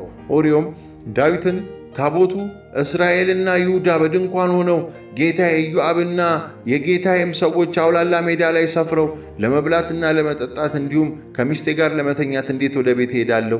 እንዲህ ያለውን ነገር እንደማላደርገው በነፍስ እምላለሁ አለው። ከዚያም ዳዊት እንግዲያው ዛሬ እዚህ ይደርና ነገ አሰናብታለሁ አለው። ስለዚህ ኦርዮ በዚያ ዕለትና በማግስቱ እዚያው ኢየሩሳሌም ቆየ። በማግስቱን ዳዊት ራሱ ባለበት ግብዣ አድርጎለት በላ፣ ጠጣ፣ አሰከረው። ሲመሽም ኦርዮ በምንጣፍ ላይ ለመተኛት የጌታው አሽከሮች ወዳሉበት ወጥቶ ሄደ እንጂ ወደ ቤቱ አልወረደም። ሲነጋም ዳዊት ለኢዮአብ ደብዳቤ ጽፎ በኦርዮ እጅ ላከለት። በደብዳቤውም ላይ ኦርዮ ውጊያው በተፋፋመበት ግንባር መድበው፣ ከዚያም ተወግቶ እንዲሞት ትታችሁት ሽሹ ብሎ ጻፈ። ስለዚህም ኢዮአብ ከተማይቱን በከበባት ጊዜ እጅግ ጠንካራ ተከላካዮች እንዳሉበት በሚያውቀው ግንባር ኦርዮንን መደበው። የከተማይቱን ሰዎች ወጥተው ከኢዮአብ ጋር ጦርነት ገጠሙ። ከዳዊት ሰራዊት ውስጥ ጥቂቶቹ ወደቁ፣ እንዲሁም ኬጢያዊ ኦርዮም ሞተ። ኢዮአብም በጦርነቱ የሆነውን ሁሉ ለዳዊት ላከ። መልእክተኛውንም እንዲህ አለው፣ ይህን የጦርነቱን ወሬ ለንጉሡ ከነገርኸው በኋላ ንጉሡ በቁጣ ቱግ ብሎ ለመዋጋት ስትሉ ይህን ያህል ወደ ከተማይቱ የተጠጋችሁት ስለምንድን ነው? ከግንቡ ቅጥር በላይ ፍላጻ እንደሚሰዱባቸው አታውቁም ኖሯል? የኢሩ ቤሽትን ልጅ አቤሜሌክን የገደለው ማን ነው? በቴቤስ ከግንብ ቅጥር የወፍጮ መጅ ለቃበት የገደለችው አንዲት ሴት አይደለችምን? ታዲያ እናንተስ ወደ ግንቡ ቅጥር ይህን ያህል የተጠጋችሁት ለምንድን ነው? በማለት ቢጠይቅህ አንተም መልሰህ አገልጋይ ኬጢያዊ ኦርዮ ሞቷል ብለህ ንገረው። ስለዚህ መልእክተኛው ተነስቶ ሄደ። እዚያ እንደደረሰም ከኢዮአብ የተቀበለውን መልእክት በሙሉ ለዳዊት ነገረው። መልእክተኛው ለዳዊት እንዲህ አለው፣ ሰዎቹ አየሉብን፣ እኛንም ለመውጋት ወጥተው እስከ ሜዳው ድረስ መጡ። እኛ ግን እስከ ከተማይቱ ቅጽር መግቢያ ድረስ አሳደን መለስ ናቸው። ከዚያም ባለ ፍላጻዎች ከግንቡ ላይ ሆነው በእኛ በአገልጋዮች ላይ ቀስት ስለለቀቁ ከንጉሡ አገልጋዮች ጥቂቶቹን ገደሉ። አገልጋይ ኬጢያዊ ኦርዮ ሞተ። ዳዊትም መልእክተኛው እንዲህ ብለህ ይህን ለኢዮአብ ንገረው፣ መቼም ሰይፍህ አንድ ጊዜ ይህን ሌላ ጊዜም ሌላውን ትበላለችና በዚህ አትዘን አለው። የኦርዮ ሚስት ባሏ መሞቱን በሰማች ጊዜ አዘነች፣ አለቀሰችለትም። የሐዘኑ ጊዜ ካበቃ በኋላ ዳዊት ልኮ ቤርሳቤን ወደ ቤቱ አስመጣት። ሚስቱ ሆነች፣ ወንድ ልጅም ወለደችለት። ነገር ግን ዳዊት የሠራው ሥራ እግዚአብሔርን አላስደሰተውም ነበር።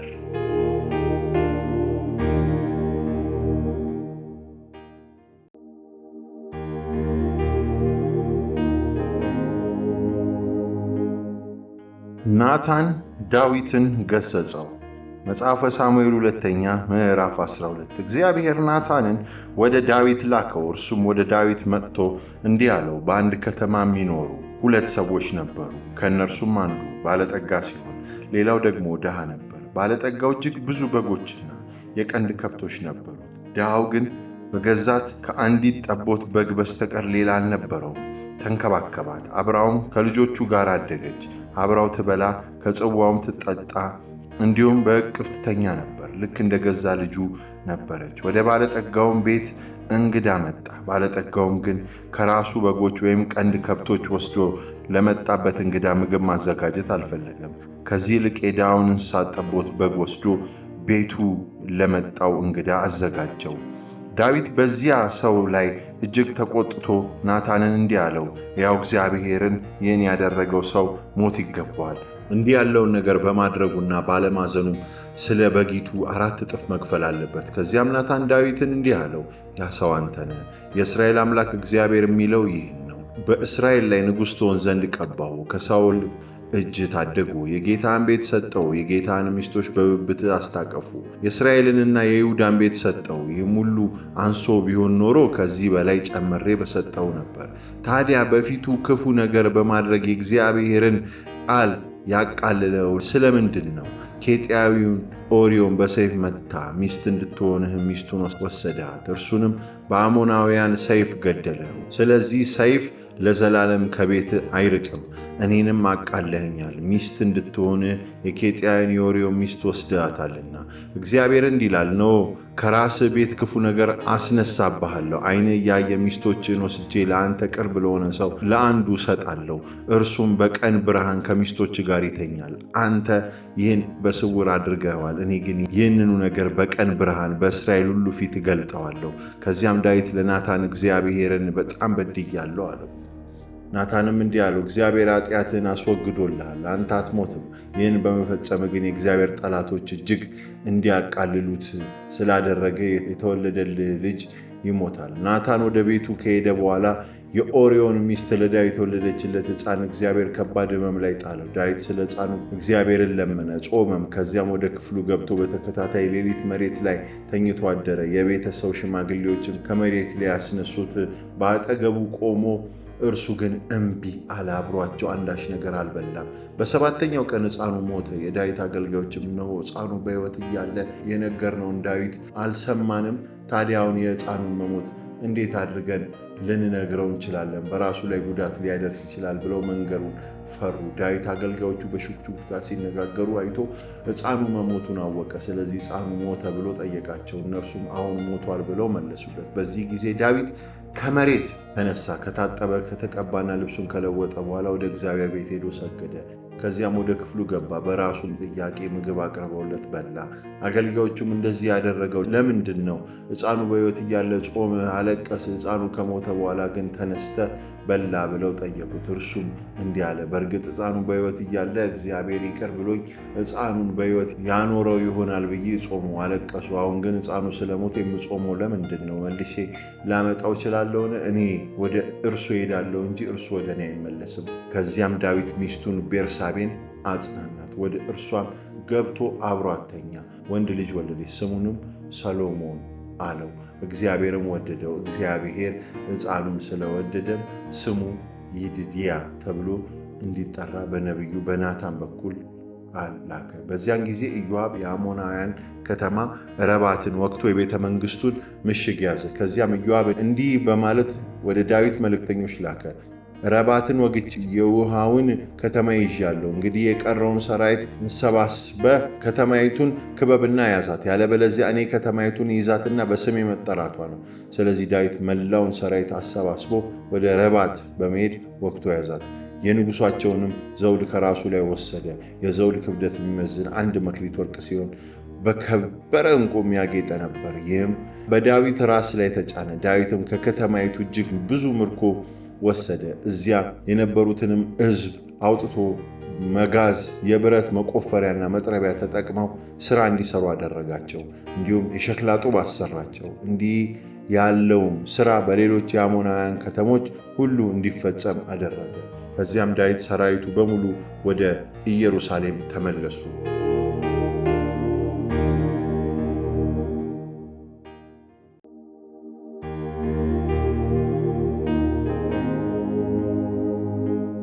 አምኖን ትዕማርን ደፈረ። መጽሐፈ ሳሙኤል ሁለተኛ ምዕራፍ 13። የዳዊት ልጅ አቢሴሎም ትዕማር የምትባል ቆንጆት ነበረችው። እርሷንም የዳዊት ልጅ አምኖን ወደዳት። አምኖን እህቱን ትዕማርን ከማፍቀሩ የተነሳ እስኪታመም ድረስ ተጨነቀ። ድንግል ስለሆነች እርሷን ማግኘት የማይችል ሆኖ አግኝቶታልና። አምኖን ኢዮናዳብ የተባለ ወዳጅ ነበረው። እርሱም የዳዊት ወንድም የሳምዓ ልጅ ነው። ኢዮናዳብ እጅግ ተንኮለኛ ሰው ነበር። አምኖንም የንጉሥ ልጅ ሆይ ሰውነት ቀን በቀን የሚከሳበት ምክንያት ለምን አትነግረኝም ሲል ጠየቀው።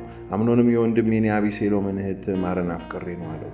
ኢዮናዳብም እንግዲያው ታምሜያለሁ ብለህ አልጋ ላይ ተኛ። አባትህ ሊጠይቅህ ሲመጣ እህቴ ትዕማር መጥታ የምበላውን ነገር ብትሰጠኝ ደስ ይለኛል። መብሉንም እዚሁ አጠገቤ ሆና እያየው አዘጋጅታ በእጇ እንድታጎርሰኝ እባክህ ፍቀድልኝ ብለህ ንገረው አለው። ስለዚህ አምኖን የታመመ ሰው መስሎ ተኛ። ንጉሡም ሊጠይቀው መጣ። አምኖንም እህቴ ትዕማር መጥታ እያየዋት 2 እንጀራ ጋግራ በእጇ እንድታጎርሰኝ እለምንሃለሁ ብሎ ጠየቀው። ዳዊትም ወንድምሽ አምኖን ቤት ሄደሽ ምግብ እንድታዘጋጅለት በማለት ለትዕማር እንዲነግሯት ወደ ቤተ መንግሥቱ ላከ። ስለዚህ ትዕማር ወንድሟ አምኖን ወደተኛበት ቤት ሄደች። ጥቂት ሊጥ ወስዳ ካቦካች በኋላ አዘጋጅታ ጋገረችው። ከዚያም መጋገሪያውን አውጥታ እንጀራውን አቀረበችለት። እርሱ ግን መብላት አልፈለገም። አምኖንም ሰውን ሁሉ ከዚያ አስወጡልኝ አለ። ያለውም ሰው ሁሉ ትቶት ወጣ። ከዚያም አምኖን ትዕማርን እንድታጎርሽኝ ምግቡን እዚሁ መኝታ ክፍል ያምጪልኝ አላት። ትዕማርም ያዘጋጀችውን እንጀራ ይዛ ወንድሟ አምኖን ወዳለበት መኝታ ክፍል ገባች። ነገር ግን ምግቡን ስታቀርብለት አፈፍ አድርጎ ያዛትና እህቴ ነይ አብረን እንተኛ አላት። እርሷም እንዲህ አለችው፣ እባክህ ወንድሜ ተው፣ አይሆንም፣ አታስገድደኝ። እንዲህ ያለው ነገር በእስራኤል ተደርጎ አያውቅም። ይህን አሳፋሪ ድርጊት አታድርግ። እኔስ እንዴት እሆናለሁ? ነውሬንስ ተሸክሜ የት እገባለሁ? አንተስ ብትሆን በእስራኤል ከወራዳዎቹ እንደ አንዱ መቆጠር አይደለምን? እባክህ ለንጉሡ ንገረው፣ እንዳላገባህም አይከለክለኝም። እርሱ ግን ሊሰማት አልፈለገም። ከእርሷ ይልቅ ብርቱ ስለነበር በግድ አስነወራት። ከእርሷም ጋር ተኛ። ከዚያም አምኖን እጅግ ጠላት፣ እንዲያውም ቀድሞ ካፈቀራት የበለጠ ጠላት። አምኖንም ተነሽ ውጭልኝ አላት። እርሷም ይህ አይሆንም፣ እኔን አስወጥቶ መስደድ አስቀድመ ካደረስብኝ በደል የባሰ መፈጸም ነው አለችው። እርሱ ግን አልተቀበላትም። በግል የሚያገለግለውን ወጣት ጠርቶ ይችን ሴት ከዚህ አስወጣና በሩን ዝጋባት አለው። ስለዚህ አገልጋዩ አስወጥቶ በሩን ዘጋባት። ጌጠኛ የሆነና በዚያን ጊዜ ድንግል የሆኑት የንጉሥ ልጆች የሚለብሱትን አይነት ልብስ ለብሳ ነበረ። ትዕማርም በራሷ ላይ አመድ ነሰነሰች፣ ጌጠኛ ልብሷን ቀደደች። ከዚያም እጇን በራሷ ላይ አድርጋ እያለቀሰች ሄደች። ወንድሟ አቢሴሎም ያ ወንድምሽ አምኖን ከአንቺ ጋር ነበርን? እህቴ ሆይ አሁን ዝም በይ፣ ወንድምሽ ስለሆነ ነገሩን በልብሽ አተያያዥ አላት። ትዕማርም በወንድሟ በአቢሴሎም ቤት ብቸኛ ሴት ሆና ኖረች። ንጉሥ ዳዊት ይህን ሁሉ በሰማ ጊዜ እጅግ ተቆጣ። አቢሴሎም አምኖንን ክፉም ሆነ ደግ አንዳች ቃል አልተናገረውም፣ ምክንያቱም አምኖን እህቱን ትዕማርን ስላስነወራት ጠልቶት ነበር። አቢሴሎምም አምኖንን ገደለው። ከ2 ዓመት በኋላ አቢሴሎም በኤፍሬም ድንበር አቅራቢያ ባለችው በቤላሶር ከተማ በጎቹን ይሸልት ነበር። በዚያን ጊዜ የንጉሡን ወንዶች ልጆች ሁሉ በዚያ እንዲገኙለት ጋበዛቸው። አቢሴሎምም ወደ ንጉሡ ሄዶ እነሆ ባሪያህ በጎቹን እየሸለተ ነው፣ ታዲያ ንጉሡና ሹማምቱ ፈቃዳቸው ሆኖ እባክህ ይገኙልኝ ሲል ጠየቀው።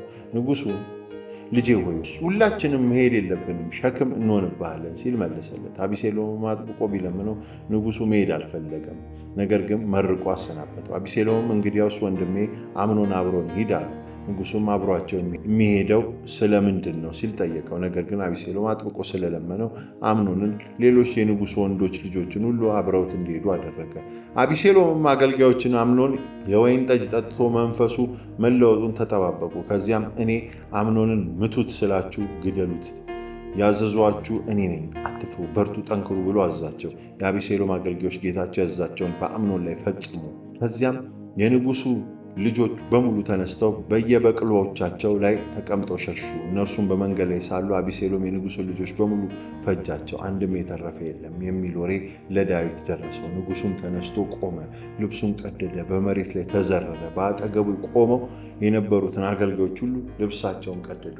የዳዊት ወንድም የሳምዓ ልጅ ዮናዳብ ግን እንዲህ አለ፣ የንጉሡን ልጆች በሙሉ እንደፈጇቸው አድርጎ ጌታዬ አያስብ። እህቱን ትዕማርን በግድ ካስነወራት ጊዜ አንስቶ አቤሴሎም ቆርጦ የተነሳበት ጉዳይ ስለሆነ የሞተው አምኖን ብቻ ነው። እንግዲህ የሞተው አምኖን ብቻ ስለሆነ የንጉሡ ልጆች በሙሉ ተገደሉ ተብሎ የተነገረውን ንጉሡ ጌታዬ ማመን የለበትም። አቤሴሎም ፈጥኖ ሸሸ። ለዘብ ጥበቃ የቆመው ሰው ቀና ብሎ ሲመለከት ከእርሱ በስተምዕራብ ካለው መንገድ ብዙ ሰዎች በተራራው ጥግ ቁልቁል ሲወርዱ አየ። ዘብ ጠባቂውም ሄዶ ለንጉሡ ከበስተ ኦሮናይም አቅጣጫ በኮረብታማው ጥግ ላይ ሰዎች ቁልቁል ሲወርዱ አያለው ብሎ ነገረው። ኢዮናዳብም ዳዊትን እነሆ የንጉሡ ልጆች መጥተዋል፣ አገልጋይም እንዳለው ሆኗል አለ። ገና ተናግሮ ሳይጨርስ የንጉሡ ልጆች ጮኸው እየተላቀሱ ገቡ። እንደዚሁም ንጉሡና አገልጋዮቹ ሁሉ እጅግ አለቀሱ። አቤሴሎም ኮብልሎ የጌሹር ንጉሥ ወደሆነ ወደ አሚዩድ ልጅ ወደ ተልማይ ሄደ። ነገር ግን ዳዊት ስለ ሞተው ልጁ ዘውትር ያለቅስ ነበር። አቤሴሎምም ሸሽቶ ወደ ጊሹር ከሄደ በኋላ በዚያ 3 ዓመት ተቀመጠ። ንጉሥ ዳዊት በልጁ በአምኖን ሞት ከደረሰበት ሐዘን ከተጽናና በኋላ ወደ አቤሴሎም ለመሄድ መንፈሱ ተነሳሳ።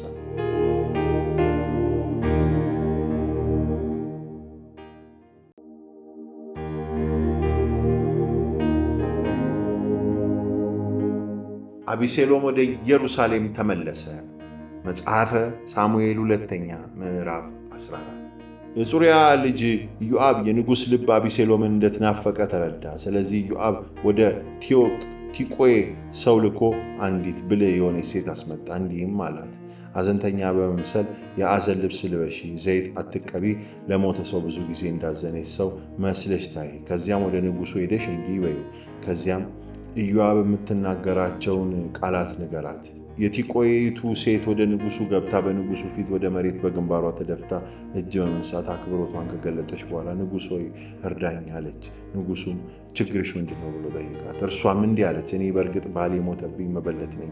እኔ አገልጋይ 2 ወንዶች ልጆች ነበሩ። ሜዳ ላይ እርስ በርሳቸው ተጣሉ። ገላጋይም ስላልነበር አንዱ ሌላውን መትቶ ገደለው። እነሆ ቤተ ዘመዱ ሁሉ በባሪያህ ላይ ተነስተው ወንድሙን ስለገደለ እንገድለዋለን፣ ወንድሙን የገደለውን ሰው አሳልፈሽ ስጪን፣ ከዚያም ወራሽ አልባ ትሆኛለሽ ይሉኛል።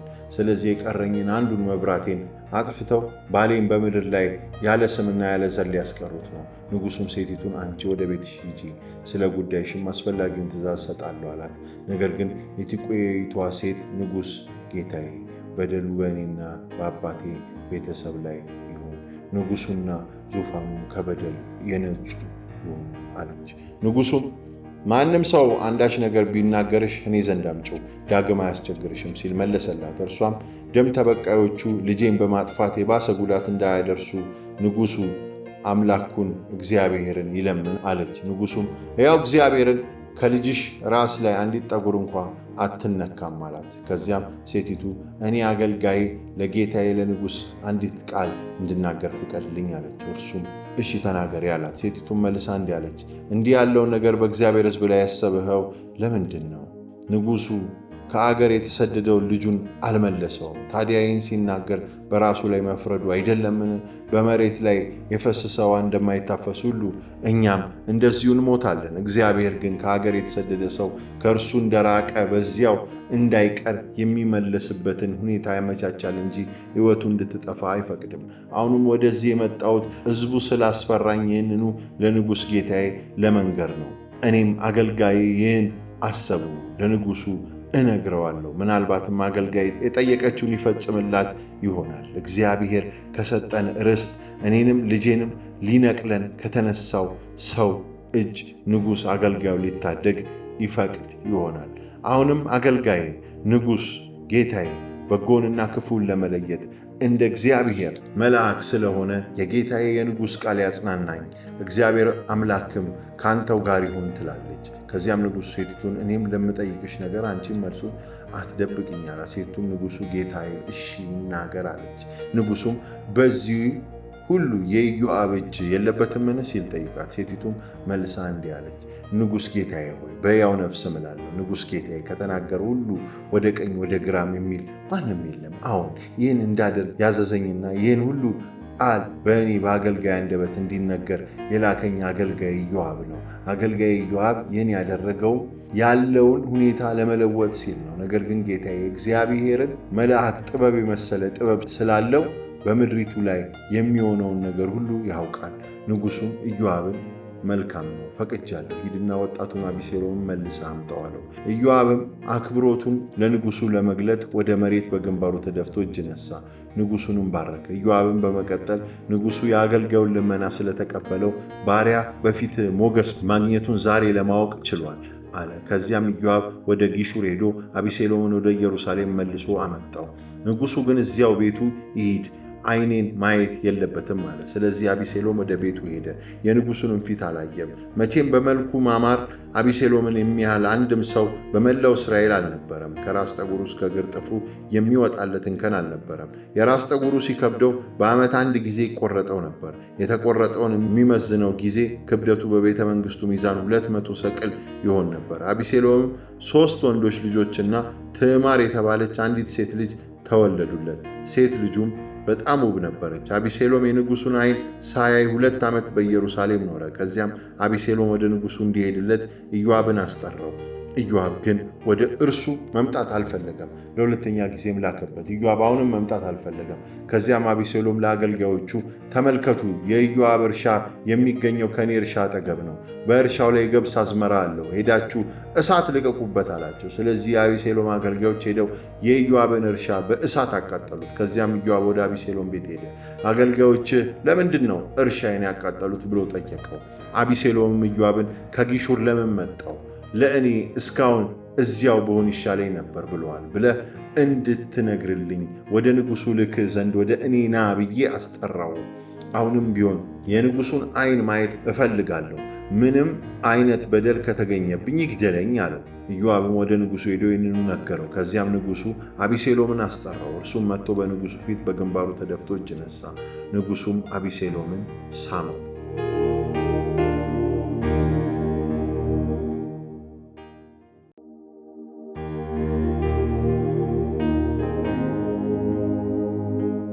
የአቤሴሎም ዓመፅ መጽሐፈ ሳሙኤል 2ኛ ምዕራፍ 15። ከዚህ በኋላ አቤሴሎም ሰረገላና ፈረሶች እንዲሁም ፊት ለፊቱ የሚሮጡ 50 ሰዎች ለራሱ አዘጋጀ።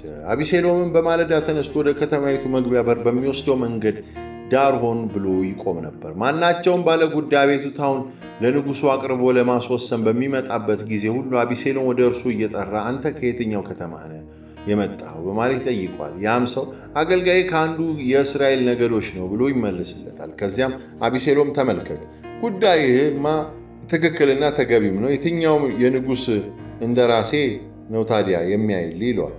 ቀጠል አድርጎም ምን ነው ዳኛውኜ በምድሪቱ ላይ በተሾሙ አቤቱታ ወይም ክስ ያለበት ሁሉ ወደ እኔ እየመጣ ፍትህ እንዲያገኝ አደርገው ነበር ይል ነበር።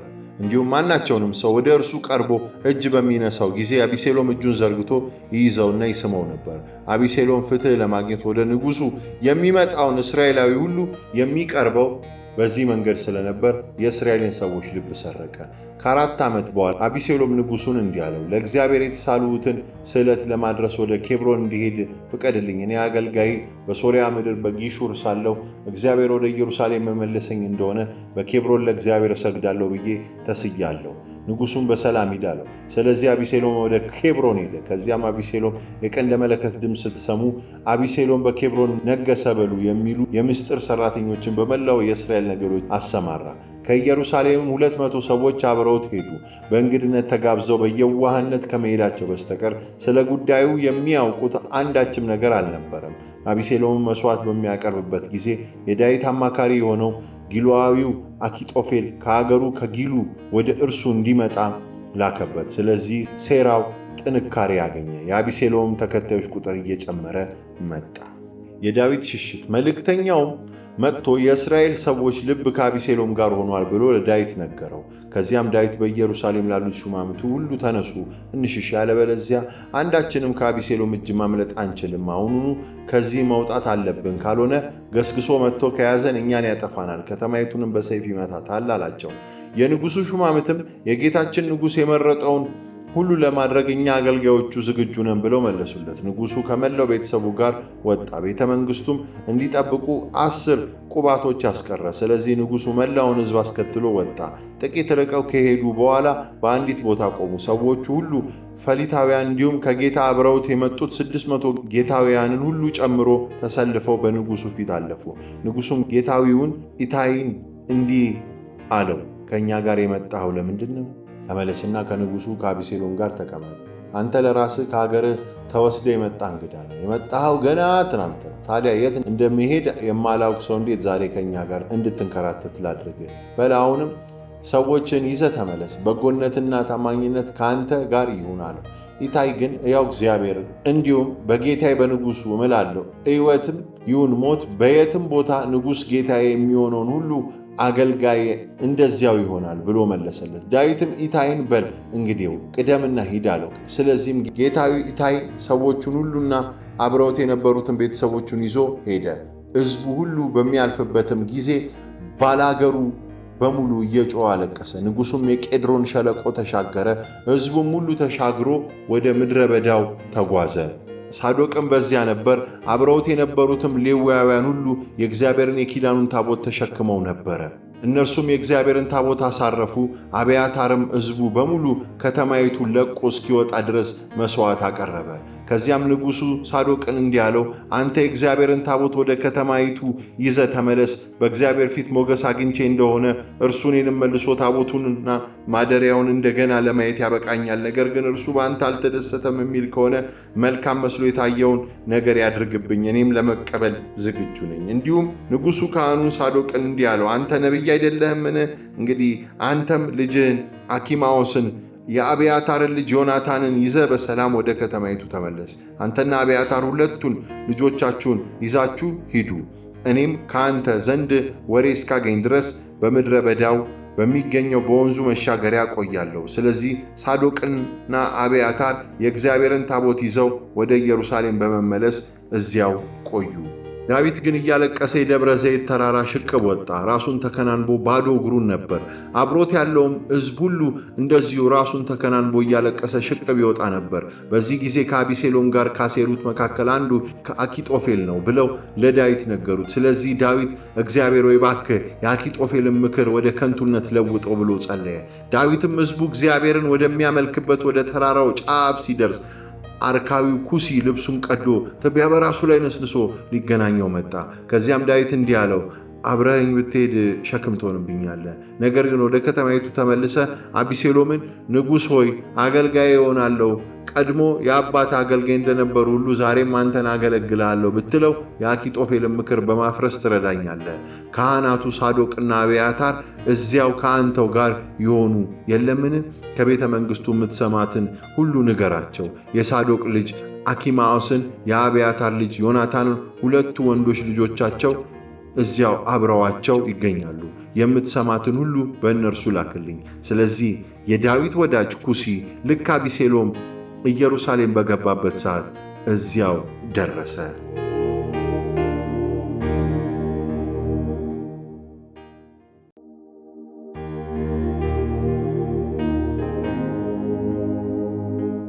ዳዊትና ሲባ መጽሐፈ ሳሙኤል ሁለተኛ ምዕራፍ 16። ዳዊት ከተራራው ጫፍ ባሻገር ጥቂት እልፍ ብሎ እንደሄደ ሲባ የተባለው የሜምፊቦስቴ አገልጋይ 200 እንጀራ፣ 100 ጥፍጥፍ ዘቢብ፣ 100 ጥፍጥፍ በለስና 1 አቁማዳ የወይን ጠጅ የተጫኑ 2 አህዮች እየነዳ ሊገናኘው መጣ። ንጉሡም ሲባን ይህን ሁሉ ያመጣው ለምንድን ነው ሲል ጠየቀው። ሲባም አህዮቹን የንጉሥ ቤተሰቦች እንዲቀመጡባቸው፣ እንጀራውንና በለሱን ወጣቶች እንዲበሉት፣ የወይን ጠጁን ደግሞ በምድረ በዳ የደከሙት እንዲጠጡት ነው አለው። ከዚያም ንጉሡ የጌታህ ልጅ የት ነው ሲል ጠየቀው። ሲባም የእስራኤል ቤት ዛሬ የአባቴን መንግሥት ይመልስልኛል ብሎ ስለሚያስብ በኢየሩሳሌም ተቀምጧል አለው። ከዚያም ንጉሡ ሲባን የሜምፊቦስቴ የነበረው ሁሉ ከእንግዲህ ያንተ ነው አለው። ሲባም በታላቅ ትሕትና በግንባሬ ተደፍቼ እጅ እነሳለሁ፣ ንጉሥ ጌታዬ ሆይ በፊትህ ሞገስ ላግኝ አለው። ሳሚ ንጉሥ ዳዊትን ረገመ። ንጉሥ ዳዊት ወደ ብራቂም ሲደርስ ከሳኦል ቤተሰብ ነገድ የሆነ አንድ ሰው ብቅ አለ። እርሱም የጌራ ልጅ ሳሚ ነው። እየተራገመም ወጣ። የንጉሡ ወታደሮችና የክብር ዘቦች ሁሉ በዳዊት ግራና ቀኝ ቢኖሩ እንኳ በዳዊት በሹማምንቱ ላይ ሁሉ ድንጋይ ይወረውሩባቸው ነበር። ሳሚም እንዲህ ብሎ ይራገም ነበር፣ ውጣ፣ ከዚህ ውጣ፣ አንተ የደም ሰው፣ አንተ ክፉ ሰው፣ መንግሥቱን የወሰድክበትን የሳኦል ቤተሰብ ደም ሁሉ እግዚአብሔር ወደ አንተው እየመለሰው ነው። እግዚአብሔር መንግሥትን ለልጅ ለአቢሴሎም አሳልፎ ሰጥቶታል። አንተ የደም ሰው ስለሆነ ነው መከራ መጥቶባል። ከዚያም የጽሩዩ ልጅ አቢሳ ንጉሡን፣ ይህ የሞተ ውሻ ንጉሥ ጌታዬን እንዴት ይራገማል? ልሻገርና ራሱን ልቁረጠው አለ። ንጉሥ ግን እናንተ የጽሩያ ልጆች እናንተና እኔን የሚያገናኘን ምን ነገር አለ? እግዚአብሔር ዳዊትን እርገመው ብሎት የሚረግመኝ ከሆነ ይህን ለምን አደረገ ብሎ ማን ሊጠይቀው ይችላል አሉ። ከዚያም ዳዊት አቢሳንና ሹማምንቱን ሁሉ እንዲህ አላቸው፣ ከአብራኬ የወጣው ልጄ ሕይወቴን ሊያጠፋት ከፈለገ ይህ ብንያማዊ ቢያደርገው ምን ያስደንቃል? ስለዚህ ተውት፣ እግዚአብሔር በል ብሎት ነውና ይራገም። ምናልባት እግዚአብሔር ሐዘኔን አይቶ በዛሬው እርግማን ፈንታ በጎ ነገር ያደርግልኝ ይሆናል። ስለዚህ ዳዊትና ሰዎቹ መንገዳቸውን ቀጠሉ። ሳሚም በአንጻሩ ባለው ኮረብታ ጥግ ጥግ እየሄደ ይራገም፣ ድንጋይ የወረውርበትና አፈር ይበትንበት ነበር። ንጉሡና አብረውት የነበሩት ሰዎች ሁሉ ለመሄድ ወዳሰቡበት ስፍራ ደረሱ። በጣም ደግሟቸው ስለነበር በዚያ አረፉ። የኩሲና የአኪጦፌል ምክር። በዚያን ጊዜ አቢሴሎምና የእስራኤል ሰዎች ሁሉ ወደ ኢየሩሳሌም መጡ። አኪጦፌልም አብሮት ነበር። የዳዊት ወዳጅ አርካዊ ኩሲም ወደ አቢሴሎም መጥቶ ንጉሥ ሆይ ለዘላለም ንገስ፣ ንጉሥ ሆይ ለዘላለም ንገስ አለው። አቢሴሎም ኩሲን ለወዳጅ ያለ ታማኝነት እስከዚህ ድረስ ነው፣ ለምን ከወዳጅ ጋር አልሄድም ሲል ጠየቀው። ኩሲም አቢሴሎምን እንዲህ አለው፣ ይህንንስ አላደርገውም። እኔ በእግዚአብሔር በዚህ ሕዝብና በእስራኤል ሰዎች ሁሉ ለተመረጠው ለእርሱ ሆናለሁ፣ አብሬውም እኖራለሁ። እንግዲህ ልጁን ካላገለገሉ ማንን ላገለግል ነው? አባትህ እንዳገለገሉ ሁሉ አንተንም አገለግላለሁ። አቢሴሎምም አኪጦፌልን እስቲ ምክር አምጣ፣ ምን እናድርጋለሁ? አኪጦፌልን መልሶ ቤተ መንግሥቱን እንዲጠብቁ አባትህ ከተዋቸው ቁባቶች ጋር ግባና ተኛ። ከዚያም አንተ አባትህን እጅግ የጠላ መሆንን መላው እስራኤል ይስማና አብሮ ያለው ሁሉ ክንዱ ይበረታል አለው። ስለዚህ ለአቢሴሎም በሰገነቱ ላይ ድንኳን ተከሉለት። እዚያም መላው እስራኤል እያየው ከአባቱ ቁባቶች ጋር ተኛ። በዚያ ጊዜ አኪጦፌል የሚሰጠው ምክር ሁሉ የእግዚአብሔር ቃል እንደመጠየቅ ይቆጠር ነበር። ዳዊትም ሆነ አቢሴሎም የአኪጦፌልን ምክር የሚቀበሉት በዚህ ሁኔታ ነበር።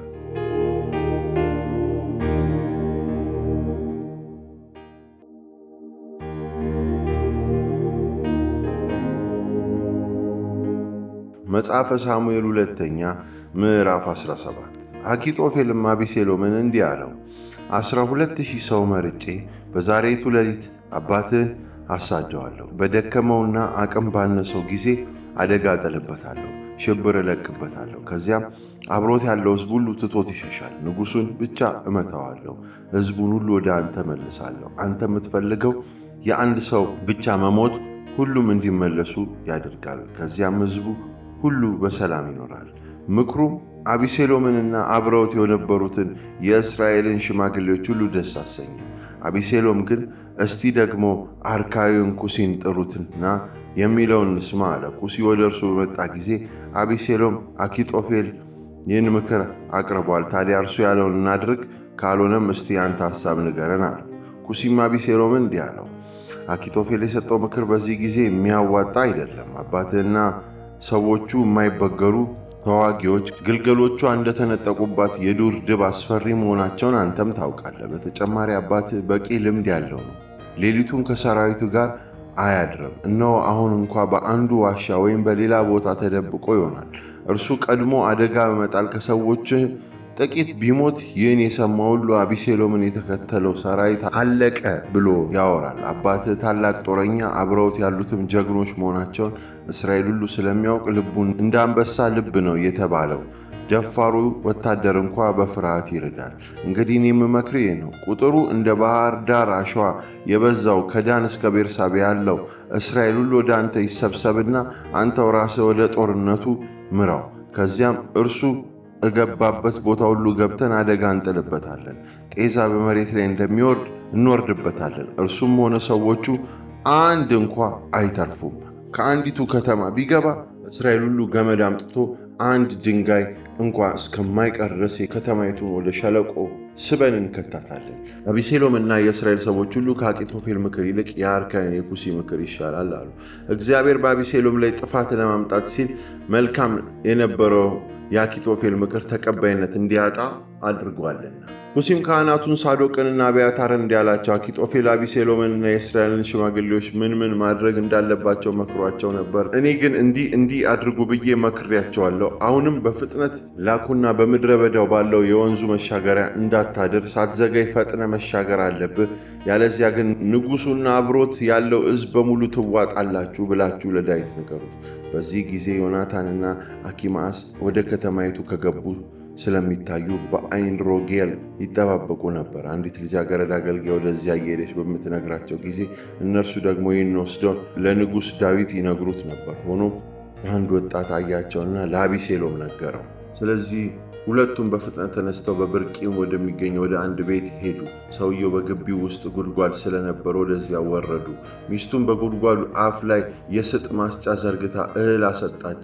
ማንም ይህን አላወቀም ነበር። የአቤሴሎም ሰዎች እዚያ ቦታ ወደ ሴቲቷ ዘንድ መጥተው አኪማስና ዮናታን የት አሉ ብለው ጠየቁ። ሴቲቱ ወንዙን ተሻግረው ሄደዋል ብላ መለሰችላቸው። እነርሱ ፈልገው ስላጧቸው ወደ ኢየሩሳሌም ተመለሱ። ሰዎቹ ከሄዱ በኋላ እነዚህ ሁለቱ ከጉድጓድ ወጥተው ሄዱ። ለንጉሥ ዳዊትም አኪጦፌል በአንተ ላይ እንዲህ ብሎ ስለመከረብህ ተነስተ በፍጥነት ወንዙን ተሻገር አሉት። ስለዚህ ዳዊትና አብሮት ያለው ሕዝብ በሙሉ ተነስቶ ዮርዳኖስን ተሻገረ። ሲነጋም ዮርዳኖስን ሳይሻገር የቀረ አንድም ሰው አልነበረም። አኪጦፌልም ምክሩን እንዳልተከተሉት ባየ ጊዜ አህያውን ጭኖ ቤቱ ወደሚገኝበት ወደ መኖሪያ ከተማው ሄደ። ቤቱን መልክ ካስያዘ በኋላ በገዛ እጁ ታንቆ ሞተ። በዚህ ሁኔታም ሞቶ በአባቱ መቃብር ተቀበረ። አቤሴሎም ከመላ እስራኤል ሰዎች ጋር ዮርዳኖስን ሲሻገር ዳዊት ገና መናይም ደርሶ ነበር።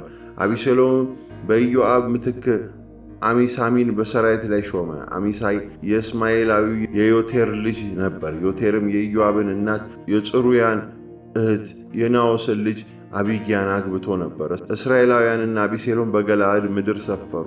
ዳዊት ማዕናይ ሲደርስ ከአሞናውያን ከተማ ከራብ የመጣው የናዖስ ልጅ ሾቢ፣ ከሎዶባር የመጣው የአሚኤል ልጅ ማኪር እና ከሮግሊም የመጣው ገለዓዳዊ ቤርዜል መተኛ ምንጣፎች፣ ወጭቶችና የሸክላ ዕቃዎች ይዘው መጡ። እንዲሁም ስንዴና ገብስ ዱቄትና የተጠበሰ እሸት፣ ባቄላና ምስር፣ ማር፣ እርጎ፣ በጎችና የላም አይብ እንዲበሉ ለዳዊትና ለሕዝቡ አመጡላቸው። ይህን ያደረጉትም ሕዝቡ በምድረ በዳ ተርቧል፣ ደክሟል፣ ተጠምቷል በማለት ነው።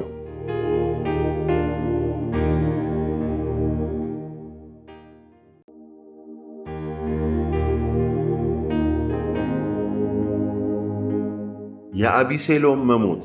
መጽሐፈ ሳሙኤል ሁለተኛ ምዕራፍ 18።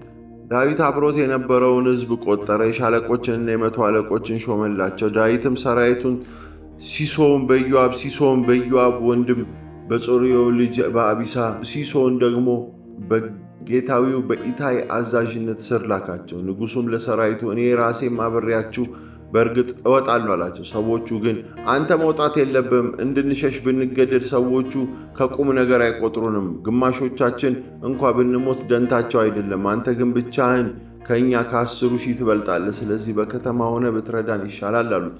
ንጉሡም መልካም መስሎ የታያችሁን ሁሉ አደርጋለሁ አላቸው። ስለዚህ ሕዝቡ ሁሉ በመቶና በሺህ እየሆነ ተሰልፎ ሲወጣ ንጉሡ በቅጥሩ በር ቆሞ ነበር። ንጉሡ ኢዮአብን፣ አቢሳን፣ ኢታይን ለእኔ ስትሉ በወጣቱ ልጄ በአቤሴሎም ላይ ጉዳት እንዳታደርሱበት ብሎ አዘዛቸው። ንጉሡ ልጁን አቤሴሎምን አስመልክቶ ለእያንዳንዱ አዛዥ ትእዛዝ ሲሰጥ ሰራዊቱ ሁሉ ሰማ። ሰራዊቱ እስራኤልን ለመውጋት ተሰልፎ ወደ ሜዳ ወጣ። ጦርነቱ በኤፍሬም ደን ውስጥ ሆነ። እዚያም የእስራኤል ሰራዊት በዳዊት ሰዎች ተመታ። በዚያ ቀን ታላቅ እልቂት ሆነ። 20 ሺህም ሰው ተገደለ። ውጊያው በገጠሩ ሁሉ ተስፋፋ። በዚያን ቀን ሰይፍ ከጨረሰው ይልቅ ጫካ ውጦ ያስቀረው ሰው በለጠ። በዚህ ጊዜ አቢሴሎም ከዳዊት ሰዎች ጋር ድንገት ተገናኘ። አቢሴሎም በበቅሎ ተቀምጦ ይሄድ ስለነበር በቅሎዋ ጥቅጥቅ ያለ ቅርንጫፍ ባለው ትልቅ ዋርካ ስር በምታልፍበት ጊዜ የአቢሴሎም ራስ በዛፍ ቅርንጫፍ ተያዘ። የተቀመጠበትም በቅሎ በስሩ ስታልፍ እርሱ በሰማይና ምድር መካከል ተንጠልጥሎ ቀረ። አንድ ሰው ይህን አይቶ ለኢዮአብ እነሆ አቢሴሎም በባሉት ዛፍ ላይ ተንጠልጥሎ አየሁት አለው። ኢዮአብም ይህን የነገረውን ሰው ምን አልህ? ካየኸው ታዲያ ለምንድን ነው ያኔውኑ መጥተህ መሬት ላይ ያልጣልኸው? ይህን አድርገህ ቢሆን ኖሮ 10 ሰቅል ጥሬ ብርና የጀግና ሰው ቀበቶ ሸልምህ ነበር። ሰውየው ግን እንዲህ አለ፣ እኛ እየሰማን ንጉሡ ወጣቱ አቢሴሎም ጉዳት እንዳያገኘው ስለ እኔ ብላችሁ ጠብቁት ብሎ አንተን፣ አቢሳን፣ ኢታይን ያዘዛችሁ ስለሆነ 1000 ሰቅል ጥሬ ብር በእጄ ላይ ቢመዘንልኝ እንኳ በንጉሡ ልጅ ላይ እጄን አላነሳም። በሌላ በኩል ደግሞ በነፍሴ ቆርጬ ሕይወቱን ባጠፋው ኖሮ ከንጉሡ ተደብቆ የሚቀር ነገር ስለሌለ አንተም ራስህ አትቀርበኝም ነበር ብሎ መለሰለት። ኢዮአብም ከእንግዲህ በዚህ ሁኔታ ከአንተ ጋር ጊዜ ማጥፋት አልችልም አለው። ስለዚህ በእጁ 3 ጦር ይዞ ሄደና አቢሴሎም ዛፍ ላይ ተንጠልጥሎ ገና በሕይወት እያለ ወርውሮ በልቡ ላይ ተከላቸው። እንዲሁም ከኢዮአብ ጋሻ ጃግሬዎች 10ሩ አቢሴሎምን በመክበብ ወግተው ገደሉት። ከዚያም ኢዮአብ ቀንደ መለከት ነፍቶ ስለከለከላቸው ሰራዊቱ እስራኤልን ማሳደዱን አቆመ። አቢሴሎምን ጫካ ወስደው በትልቅ ጉድጓድ ውስጥ ወርውረው ጣሉት። በላዩም ትልልቅ ድንጋይ ከመሩበት። በዚህ ጊዜ እስራኤላውያን ሁሉ ወደ የቤታቸው ሸሹ። አቢሴሎም ስሜን የሚያስጠራ ልጅ የለኝም በማለት መታሰቢያ እንዲሆነው በሕይወት እያሉ የንጉሥ ሸለቆ በተባለው ስፍራ በራሱ ስም ሐውልት አቁሞ ስለነበር እስከ ዛሬ ድረስ የአቢሴሎም ሐውልት ተብሎ ይጠራል። የዳዊት ሐዘን። በዚያ ጊዜ የሳዶቅ ልጅ አኪማአስ እግዚአብሔር ጠላቶቹን የተበቀለለት መሆኑን ሮጬ ሄጄ ለንጉሡ የምሥራች ልንገረው አለ። ኢዮአብም ዛሬ የምሥራቹን ወሬ የምትወስድለት አንተ አይደለም፣ የንጉሡ ልጅ ስለሞተ ዛሬ ሳይሆን የምሥራቹን ሌላ ጊዜ ታደርስለታለህ አለው። ከዚያም ኢዮአብ ለኢትዮጵያዊ ሂድና ያየውን ለንጉሡ ንገር አለ። ኢትዮጵያዊው ኢዮአብን እጅ ነስቶ እየሮጠ ሄደ። የሳዶቅ ልጅ አኪማአስም እንደገና ኢዮአብን የመጣው ይምጣ እባክህ ኢትዮጵያዊውን ተከትዬ ልሩጥ አለው። ኢዮአብ ግን ልጄ ሆይ መሄድ ለምን አስፈለገ? ሽልማት የሚያሰጥ ምን የምሥራች ይዘህ ነው ብሎ መለሰለት። አኪማአስም የመጣ ይምጣ መሄድ እፈልጋለሁ አለ። ስለዚህ ኢዮአብ እንግዲያውማ ሩጥ አለው። ከዚያም አኪማአስ በሜዳው መንገድ ሮጦ ኢትዮጵያውን ቀድሞት ሄደ። ዳዊት በውስጠኛውና በውጭኛው በሮች መካከል ተቀምጦ ሳለ ጠባቂው ቅጥሩ ላይ ወዳለው ወደ በሩ ሰገነት ጣራ ወጥቶ ወደ ውጭ ሲመለከት አንድ ሰው ብቻውን ሲሮጥ አየ። ተጠባቂውም ተጣራና ይህንኑ ለንጉሡ ነገረው። ንጉሡም ብቻውን ከሆነ መልካም ወሬ ይዞ ይመጣ መሆን አለበት አለ። ሰውየውም እየቀረበ መጣ። ከዚያም ጠባቂው ሌላ ሰው ሲሮጥ አይቶ ዘበኛውን ተጣራና እነሆ ሌላም ሰው ብቻውን እየሮጠ በመምጣት ላይ ነው አለ። ንጉሡም ይህኛው መልካም ወሬ ይዞ የመጣ መሆን አለበት አለ። ጠባቂውም የመጀመሪያውን ሰው ሩጫ የሳዶቅን ልጅ የአኪማስን ሩጫ ይመስለኛል አለ። ንጉሡም እርሱማ ጥሩ ሰው ነው፣ የምሥራች ሳይዝ አይመጣም አለ። አኪማስም ጮ ንጉሡን ሁሉም ነገር ተሳክቷል አለ። ከዚያም ወደ መሬት ለጥ ብሎ በንጉሡ ፊት እጅ ነሳና በጌታዬ በንጉሥ ላይ እጃቸውን ያነሱት ሰዎች አሳልፎ የሰጠ አምላክ እግዚአብሔር የተመሰገነ ይሁን አለ። ንጉሡ ብላቴናው አቢሴሎም ደህና ነው ሲል ጠየቀው። አኪማስ ኢዮአብ የንጉሡን አገልጋይና እኔንም ባሪያ ሊልክ ሲል ትልቅ ውካታ አይቻለሁ፣ ምን እንደሆነ ግን አላውቅም ብሎ መለሰ። ንጉሡም እልፍ በልና ቁም አለው። ስለዚህ እልፍ ብሎ ቆመ። ከዚያም ኢትዮጵያዊ ደርሶ ንጉሥ ጌታ ሆይ የምሥራች ዛሬ እግዚአብሔር ከተነሱብህ ጠላቶች ሁሉ ታድገዋል አለው። ንጉሡም ኢትዮጵያዊውን ብላቴና አቢሴሎም ደህና ነው ሲል ጠየቀው። ኢትዮጵያዊም የጌታዬ የንጉሡ ጠላቶችና ሊጎዱህ የሚነሱብህ ሁሉ እንደዚህ ወጣት ይሁኑ ሲል መለሰ። ንጉሡም እጅግ አዘነ። በቅጽር በሩ አናት ላይ ወዳለችው ቤት ወጥቶ አለቀሰ። ሲሄድም ልጄ አቢሴሎም ሆይ ልጄ አቢሴሎም በአንተ ፈንታ ምነው እኔ በሞቱ ኖሮ አቢሴሎም ሆይ ልጄን ወየው ልጄን ይል ነበረ።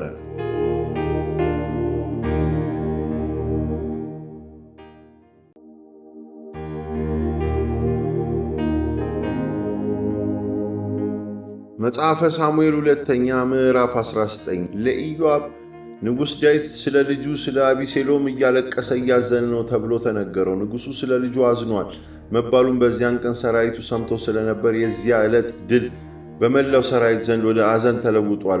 በዚያችም ዕለት ከጦርነት ሸሽቶ በእፍረት እየተሸማቀ ወደ ከተማ እንደሚገባ ሰው ሕዝቡም ተሸማቆ ወደ ከተማ ገባ። ንጉሡ ፊቱን ሸፍኖ ልጄ አቢሴሎም ሆይ ልጄን፣ ወየው ልጄን እያለ ጮኸ። ከዚያም ኢዮአብ ወደ ንጉሡ ቤት ገብቶ እንዲህ አለው፣ የአንተን የወንዶችንና የሴቶች ልጆችን የሚስቶችንና የቁባቶችን ሕይወት ያተረፉትን ሰዎች ሁሉ ዛሬ ያሳፍራቸዋል። የሚጠሉን ትወዳለህ፣ የሚወዱን ትጠላለህ። የጦር አዛዦችህና ወታደሮቻቸው ለአንተ ምን ያህል እንዳይደሉ ይኸው ዛሬ ግልጽ አድርገሃል። ዛሬ አቢሴሎም በሕይወት ኖሮ እኛ ሁላችን አልቀን ቢሆን ደስ እንደሚልህ በዛሬው ዕለት ለማየት በቅቻለሁ። በል አሁን ተነስተህ ውጣና ሰዎችን አበረታታ። ባትወጣ ግን በዚህች ሌሊት አንድም ሰው አብሮ እንደማይሆን በእግዚአብሔር እምላለሁ። ይህ ደግሞ ከልጅነት ጀምሮ እስካሁን ድረስ ከደረሰብህ ክፉ ነገር ሁሉ የባሰ መከራ ያስከትልብሃል። ስለዚህ ንጉሡ ተነስቶ በበሩ አጠገብ ተቀመጠ። ለሕዝቡም እነሆ ንጉሡ በበሩ አጠገብ ተቀምጧል ተብሎ በተነገረ ጊዜ ሕዝቡ በሙሉ ወደ ንጉሡ መጣ። ዳዊት ወደ ኢየሩሳሌም ተመለሰ። በዚያን ጊዜ እስራኤላውያን በሙሉ ወደ የቤታቸው ሸሽተው ነበር። በመላው የእስራኤል ነገዶች ሕዝቡ እንዲህ እያለ እርስ በእርሱ ይከራከር ነበር፣ ንጉሡ ከጠላቶቻችን እጅ አውጥቶናል፣ ከፍልስጤማውያን እጅ የታደገን እርሱ ነው። አሁን ግን በአቢሴሎም ምክንያት ከሀገር ሸሽቶ ሄዷል። በላያችን ሆኖ እንዲገዛን የቀባነው አቢሴሎም ደግሞ በጦርነት ሞቷል። ታዲያ ንጉሡን የመመለሱን ጉዳይ ለምንድን ነው ዝም የምትሉት? ንጉሥ ዳዊት ወደ ካህናቱ ወደ ሳዶቅና ወደ አብያታር እንዲህ ሲል መልእክት ላከ። የእስራኤል ሽማግሌዎች እንዲህ በሏቸው አለ። በመላው እስራኤል የሚባለው ሁሉ ለንጉሡ ባለበት የደረሰው ስለሆነ ንጉሡን ወደ ቤተ መንግሥቱ ለመመለስ እንዴት የመጨረሻ ሰዎች ትሆናላችሁ? እናንተ የአጥንቴ ፍላጭ የሥጋዬ ቁራጭ ወንድሞቼ ናችሁ። ታዲያ ንጉሡን ለመመለስ እንዴት የመጨረሻ ሰዎች ትሆናላችሁ? አሚሳይንም አንተስ የአጥንቴ ፍላጭ የሥጋዬ ቁራጭ አይደለምን? ከአሁን ጀምሮ እስከ ሕይወት ፍጻሜ በኢዮአብ ምትክ የሰራዊቴ አዛዥ ባላደርግ እግዚአብሔር ክፉ ያድርግብኝ፣ ከዚህ የባሰም ያምጣብኝ ብላችሁ ንገሩት። እርሱም የይሁዳን ሰዎች ልብ ሁሉ እንደ አንድ ሰው ልብ አድርጎ ማረከው። እነርሱም አንተም ሰዎችም ሁሉ ተመለሱ ብለው ላኩበት። ከዚያም ንጉሡ ተመልሶ እስከ ዮርዳኖስ ድረስ መጣ። በዚህ ጊዜ የይሁዳ ሰዎች ንጉሡን ተቀብለው ዮርዳኖስን ለማሻገር እስከ ጌልጌላ ድረስ መጥተው ነበር። የብራቂም ሰው የሆነው የጊራ ልጅ ብንያማዊ ሳሚ ከይሁዳ ሰዎች ጋር ሆኖ ንጉሡ ዳዊትን ለመቀበል ፈጥኖ ወረደ። ከእርሱም ጋር 1000 ብንያማውያን እንዲሁም የሳኦል ቤተሰብ አገልጋይ ሲባ ከ15 ወንዶች ልጆቹና ከ20 አሽከሮቹ ጋር ሆኖ አብረውት ነበሩ። ከዚያም ንጉሡ ወዳለበት ወደ ዮርዳኖስ በጥድፊያ ወረዱ። የንጉሡን ቤተሰብ ለማምጣትና እርሱ የሚፈልገውን ሁሉ ለማድረግ በመልካው ተሻገሩ። የጌራ ልጅ ሳሚ ዮርዳኖስን ተሻገረ። በንጉሡም ፊት ተደፍቶ እንዲህ አለ፣ ጌታዬ በደሌን አይቁጠርብኝ። ንጉሥ ጌታዬ ከኢየሩሳሌም በወጣበት ዕለት የፈጸሙትን ስህተት እርሳው፣ ከአእምሮም አውጣው። እኔ አገልጋይ ኃጢአት መስራቴን አውቃለሁና። ዛሬ ግን ጌታዬ ንጉሡን ለመቀበል ከዮሴፍ ቤት ሁሉ የመጀመሪያ ሆኜ እነሆ መጥቻለሁ። ከዚያም የጽሩይ ልጅ አቢሳ ሳሚ በእግዚአብሔር የተቀባውን የረገመ ስለሆነ መሞት አይገባውምን አለ። ዳዊትም እናንተ የጽሩያ ልጆች እናንተና እኔን ምን የሚያገናኘን ነገር አለ? ዛሬ ጠላት ሆናችሁኛል። ማንስ ቢሆን ዛሬ በእስራኤል ዘንድ ሰው መሞት አለበት? እኔ በእስራኤል ላይ ንጉሥ መሆኔን ያወቁበት ቀን አይደለምን ብሎ መለሰ። ስለዚህ ንጉሡ ሳሚን አትሞትም አለው። ይህን ንጉሡ በመሐላ አጸናለት። የሳኦል ልጅ ሜምፊቦስቴም ንጉሡን ለመቀበል ወረደ። ንጉሡ ከተሰደደበት ጊዜ ጀምሮ እስከተመለሰበት ዕለት ድረስ ለእግሩ ተገቢውን ጥንቃቄ አላደረገም፣ ጢሙን አልተላጨም፣ ልብሱንም አላጠበም ነበር። እርሱም ንጉሡን ለመቀበል ከኢየሩሳሌም በመጣ ጊዜ ንጉሡ ሜምፊቦስቴ አብረኸኝ ያልሄደው ለምንድን ነው ሲል ጠየቀው። እርሱም እንዲህ አለ፣ ጌታዬ ንጉሥ ሆይ እኔ አገልጋዬ ሽባ በመሆኔ ከንጉሥ ጋር መሄድ እንድችል አህያዬ ይጫንልኝና ልቀመጥበት ብዬ ነበር። ይሁን እንጂ አገልጋዬ ሲባ አታለለኝ። በጌታዬ በንጉሡ ፊትም የእኔን የባሪያን ስም አጥፍቷል። መቼም ንጉሥ ጌታዬ እንደ እግዚአብሔር መልአክ ስለሆንህ ደስ ያለህን ሁሉ አድርግ። የአባቴ ቤት ሁሉ ከንጉሥ ጌታዬ ሞት እንጂ ሌላ የሚገባው አልነበረም። አንተ ግን ባሪያን በማዕድ ከሚካፈሉት ጋር አስቀመጠው። ከዚህ በላይ ይደረግልኝ ብዬ ንጉሡን ለመጠየቅ ምን መብት አለኝ? ንጉሡም ነገርህን ለምን ታበዛለህ? አንተና ሲባ እርሻውን ሁሉ እንድትካፈሉ አዝዣለሁ አለው። ሜምፊቦስቴም ንጉሡን ንጉሥ ጌታዬ እንኳን በደህና ተመለሰ እንጂ እርሱ ሁሉንም ይውሰደው አለው። እንዲሁም ገለዓዳዊው ቤርዜል ከሮግሌም ወረደ።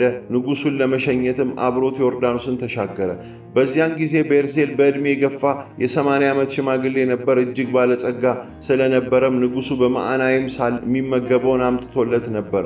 ንጉሡም ቤርዜልን ከእኔ ጋር ተሻገርና በኢየሩሳሌም አብረህ ኑር፣ እኔ መግብሃለሁ አለው። ቤርዜል ግን ለንጉሡ እንዲህ ሲል መለሰለት፣ ከንጉሡ ጋር ወደ ኢየሩሳሌም የሚሄደው ለየትኛው ዕድሜ ብዬ ነው? እኔ አሁን የ80 ዓመት ሽማግሌ ነኝ። ታዲያ ደግና ክፉ መለየት እችላለሁ። ከእንግዲህ አገልጋይ የሚበላውንና የሚጠጣውን ጣዕሙን መለየት ይችላል። የሚዘፍኑትን የወንዶችና የሴቶች ድምፅ አሁንም መስማት እችላለሁ። ታዲያ አገልጋዬ ለንጉሥ ጌታዬ ለምን ተጨማሪ ሸክም ይሆናል? አገልጋዬ ዮርዳኖስን ተሻግሮ ከንጉሡ ጋር ጥቂት መንገድ ይሄዳል። ነገር ግን ንጉሡ በዚህ ሁኔታ ወሮታ የሚመልስልኝ ለምንድን ነው? በገዛ ከተማዬ ሞቼ በአባቴና በእናቴ መቃብር አጠገብ እቀበር ዘንድ አገልጋዬን አሰናብተውና ይመለስ። ነገር ግን አገልጋዬ ከመዓም እነሆ ከጌታዬ ከንጉሡ ጋር ይሻገር፣ ደስ ያለንም ነገር አድርግለት። ንጉሡም ከመዓም ከኔ ጋር ይሻገራል፣ አንተን ደስ የሚያሰኝህንም ሁሉ አደርግለታለሁ፣ ከኔ የምትፈልገውንም ማናቸውንም ነገር ለአንተ አደርጋለሁ አለው። ስለዚህ ሕዝቡ በሙሉ ዮርዳኖስን ተሻገረ። ከዚያም በኋላ ንጉሡ ተሻገረ። ንጉሡ ቤርዜልን ስሞ መረቀው። ቤርዜልም ወደ ቤቱ ተመለሰ። ንጉሡ ወደ ጊልጌላ ሲሄድ ከመዓም አብሮት ሄደ። የይሁዳ ሰራዊት በሙሉ እንዲሁም ግማሹ የእስራኤል ሰራዊት ንጉሡን አጅበው አሻገሩት። ወዲያውም የእስራኤል ሰዎች ሁሉ ወደ ንጉሡ መጥተው ወንድሞቻችን የይሁዳ ሰዎች ንጉሡን በሹልክታ ለብቻቸው ይዘው እርሱንና ቤተሰቡን ከተከታዮቹ ጋር ዮርዳኖስን ለምን አሻገሩ አሉት። የይሁዳ ሰዎች ሁሉ ለእስራኤል ሰዎች ያደረግነው ንጉሡ የቅርብ ዘመዳችን ስለሆነ ነው። ታዲያ ይህ እናንተን የሚያስቆጣ ነው? እኛ ከንጉሡ ተቀብለን አንዳች በልተናልን? ለራሳችንስ ምን የወሰድነው ነገር አለ አሏቸው። ከዚያም የእስራኤል ሰዎች ለይሁዳ ሰዎች እኛ እኮ ከንጉሡ 10 እጅ ድርሻ አለን። ከዚህም በተጨማሪ በዳዊት ላይ ከእናንተ ይልቅ እኛ የበለጠ መብት አለን። ታዲያ እኛን የናቃችሁን ስለምንድን ነው? ንጉሣችን እንዲመለስ በመጀመሪያ የጠየቅነው እኛ አይደለንምን? አሉ። ነገር ግን የይሁዳ ሰዎች የሰጡት መልስ የእስራኤል ሰዎች ከሰጡት መልስ ይልቅ እጅግ የከረረ ነበር።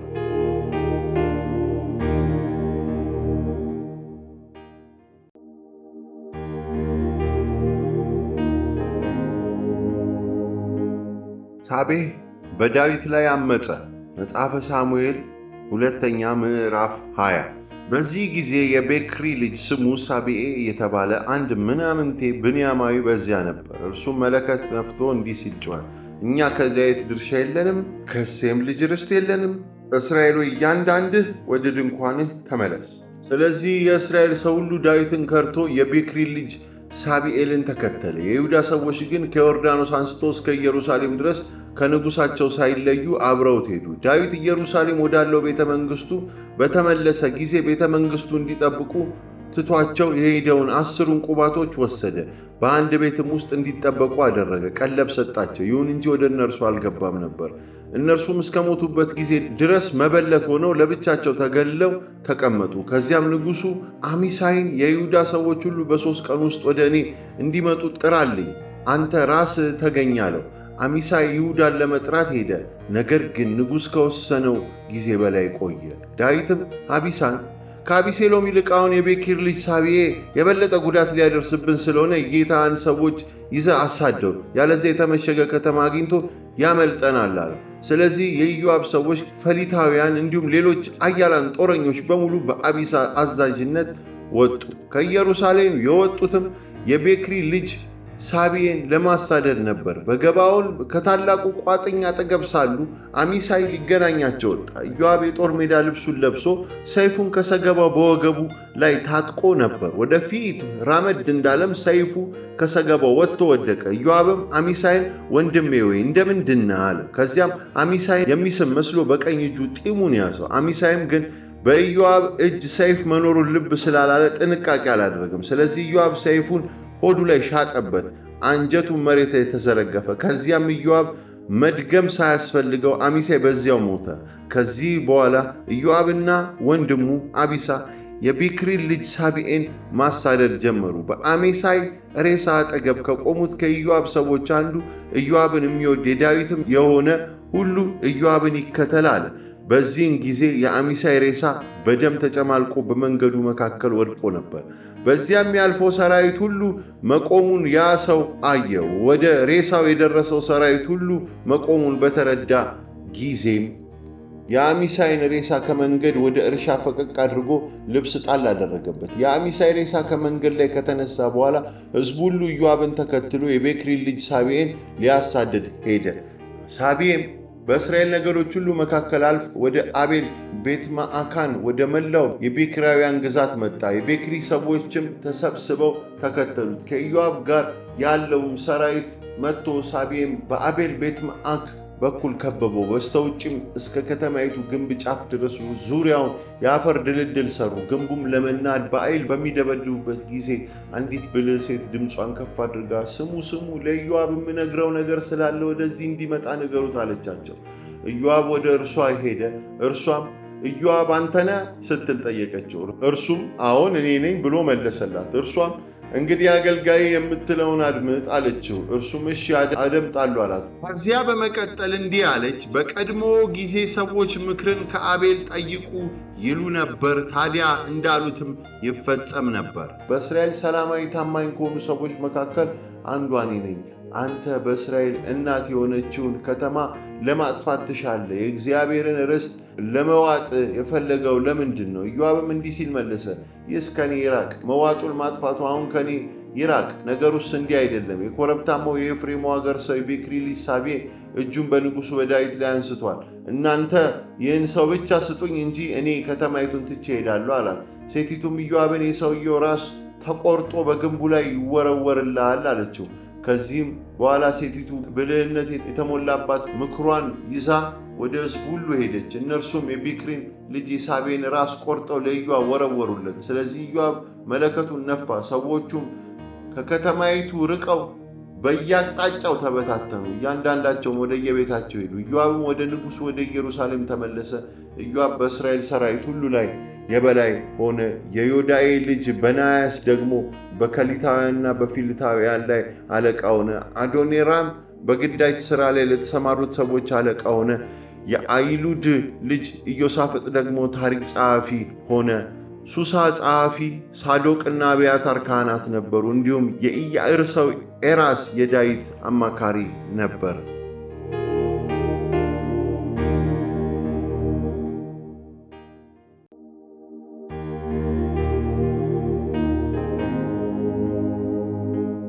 የገባዖናውያን ብቀላ መጽሐፈ ሳሙኤል ሁለተኛ ምዕራፍ 21። በዳዊት ዘመን መንግሥት በተከታታይ ለ3 ዓመት ራብ ሆነ።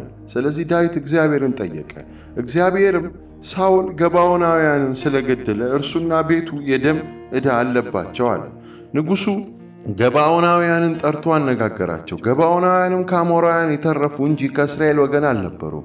እስራኤላውያን ሊጠብቋቸው ቢምሉላቸውም ሳኦል ግን ለእስራኤልና ለይሁዳ ካለው ቅናት የተነሳ ሙሉ በሙሉ ሊያጠፋቸው ፈልጎ ነበር። ዳዊትም ገባዖናውያንን ምን ላድርግላችሁ? የእግዚአብሔር ርስት ትባርኩ ዘንድ ማስተሰሪያውን ምን ማድረግ አለብኝ? ሲል ጠየቃቸው። ገባዖናውያንም ከሳኦልም ሆነ ከቤተሰቡ ብር ወይም ወርቅ የመጠየቅ መብት የለንም፣ እንዲሁም ከእስራኤል ማንንም ለመግደል መብት የለንም ብለው መለሱለት። ዳዊትም ታዲያ ምን ላድርግላችሁ? ሲል ጠየቃቸው። እነርሱም እንድንፈራርስና በእስራኤልም ውስጥ በየትኛውም ስፍራ እንዳንኖር ካጠፋንና ደባ ከፈጸመብን ሰው ከእርሱ ዘሮች 7 ወንዶች ልጆች ይሰጠን፣ እኛም ከእግዚአብሔር በተመረጠው በሳኦል አገር በጊባ በእግዚአብሔር ፊት እንስቀላቸው ብለው መለሱለት። ስለዚህ ንጉሥ እሺ ይሰጣቸዋለሁ አለ። ንጉሥ ዳዊት በራሱና በሳኦል ልጅ በዮናታን መካከል በእግዚአብሔር ፊት ስላደረጉት መሐላ ሲል የሳኦልን ልጅ የዮናታን ልጅ ሜምፊቦስቴን ከሞት አተረፈ። ነገር ግን ንጉሡ የኢዩኤል ልጅ ሪጽፍ ለሳኦል የወለደቻቸውን 2 ወንዶች ልጆች ኤርሞንንና ሜምፊቦስቴን፣ የሳኦል ልጅ ሜሮብ ለማዕላታዊ ለቤርዜል ልጅ ለኤስደርኤል የወለደችለትን 5 ወንዶች ልጆች ጭምር ወሰደ። ለገባዖናውያን አሳልፎ ሰጣቸው። እነርሱም ገድለው በኮረብታው ላይ በእግዚአብሔር ፊት ሰቀሏቸው። 7ቱም በአንድነት ወደቁ። የተገደሉትም በመከሩ ወራት የመጀመሪያው ቀኖች የገብስ አጨዳ በተጀመረበት ዕለት ነበር። የኢዩኤል ልጅ ሪጺፍ ማቅ ወስዳ በቋጥኝ ላይ ለራሷ ነጠፈች። ከመከር ወቅት መጀመሪያ አንስቶ ዝናብ ከሰማይ በሬሳዎች ላይ እስከወረደ ጊዜ ድረስ ቀን የሰማይ ወፎች፣ ሌሊት የዱር አራዊት እንዲነኳቸው አልፈቀደችም። የሳኦል ቁባት የኢዩኤል ልጅ ሪጺፍ ያደረገችውን ዳዊት በሰማ ጊዜ ሄዶ የሳኦልንና የልጁን የዮናታንን አጽም ከኢያቢስ ገለዓድ ሰዎች ወሰደ። የኢያቢስ ሰዎች ፍልስጤማውያን ሳኦልን በጊልቦዓ ከገደሉ በኋላ እነርሱን ከሰቀሉት ከቤትሳን አደባባይ በድብቅ ወስደዋቸው ነበር። ዳዊትም የሳኦልንና የልጁን የዮናታንን አጽም ከዚያ አመጣ። እንዲሁም የእነዚህን የተገደሉትን ሰዎች አጽም ሰበሰቡ። የሳኦልና የልጁን የዮናታንን አጽም በብንያም አገር ጺላ በተባለ ስፍራ በሳኦል አባት በቂስ መቃብር ቀበሩት። ንጉሡ ያዘዘውንም ሁሉ አደረጉ። ከዚያም በኋላ ስለ ምድሪቱ የቀረበውን ጸሎት እግዚአብሔር ሰማ። በፍልስጤማውያን ላይ የተደረገ ጦርነት። እንደገና በፍልስጤማውያን በእስራኤል መካከል ጦርነት ተደረገ። ዳዊትም ከሰዎች ጋር ሆኖ ፍልስጤማውያንን ለመውጋት ወረደ። በዚያም ደከመው። ከራፋይም ዘሮች አንዱ የሆነው የሺቤብኖብ የተባለ የናስ ጦር 300 ሰቅል የሚመዝን አዲስ ሰይፍ የታጠቀ ሰው ነበር። እርሱም ዳዊትን ለመግደል አሰበ። የጽሩያ ልጅ አቢሳ ግን ዳዊትን ለመታደግ መጣ፣ ፍልስጤማውያንም ወግቶ ገደለው። ከዚያም የዳዊት ሰዎች የእስራኤል መብራት እንዳይጠፋ ከእንግዲህ አንተ ከእኛ ጋር ወደ ጦርነት መውጣት የለብህም ብለው ማሉለት። ከዚህ በኋላ ጎብ በተባለ ስፍራ ከፍልስጤማውያን ጋር ሌላ ጦርነት ተደረገ። በዚያን ጊዜ ኩሳታዊው ሲቦይክ ከራፋይም ዘሮች አንዱ የሆነውን ሳፍን ገደለው።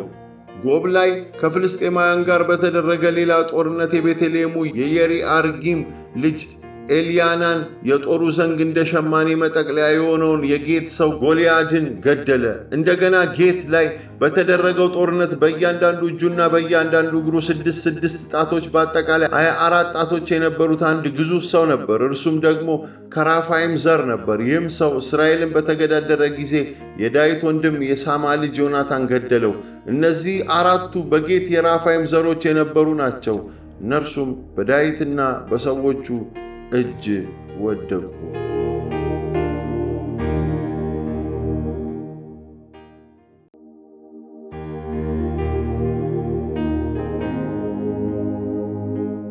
የዳዊት የምስጋና መዝሙር መጽሐፈ ሳሙኤል 2ኛ ምዕራፍ 22። እግዚአብሔር ከጠላቶቹ ሁሉና ከሳኦልም እጅ በታደገው ጊዜ ዳዊት የዚህን መዝሙር ቃል ለእግዚአብሔር ዘመረ፣ እንዲህ አለ። እግዚአብሔር ዓለቴ አምባዬ እና ታዳጌ ነው፣ አምላኬ የምጠጋበት ዓለቴ፣ ጋሻዬና የድነቴ ቀንድ ነው። እርሱም ጠንካራ ምሽጌ፣ መጠጊያና አዳኜ ነው። ከኃይለኞች ሰዎች ታድነኛለ። ምስጋና የሚገባውን እግዚአብሔርን እጠራለሁ። ከጠላቶቼም እድናለሁ። የሞት ማዕበል ከበበኝ፣ የጥፋትም ጎርፍ አሰጠመኝ። የሲኦል ገመድ ተጠመጠመብኝ፣ የሞትም ወጥመድ ተጋረጠብኝ። በጨነቀኝ ጊዜ እግዚአብሔርን ጠራሁት፣ ወደ አምላኬም ጮው። እርሱም ከመቅደሱ ድምፄን ሰማ፣ ጩኸቴም ከጆሮ ደረሰ።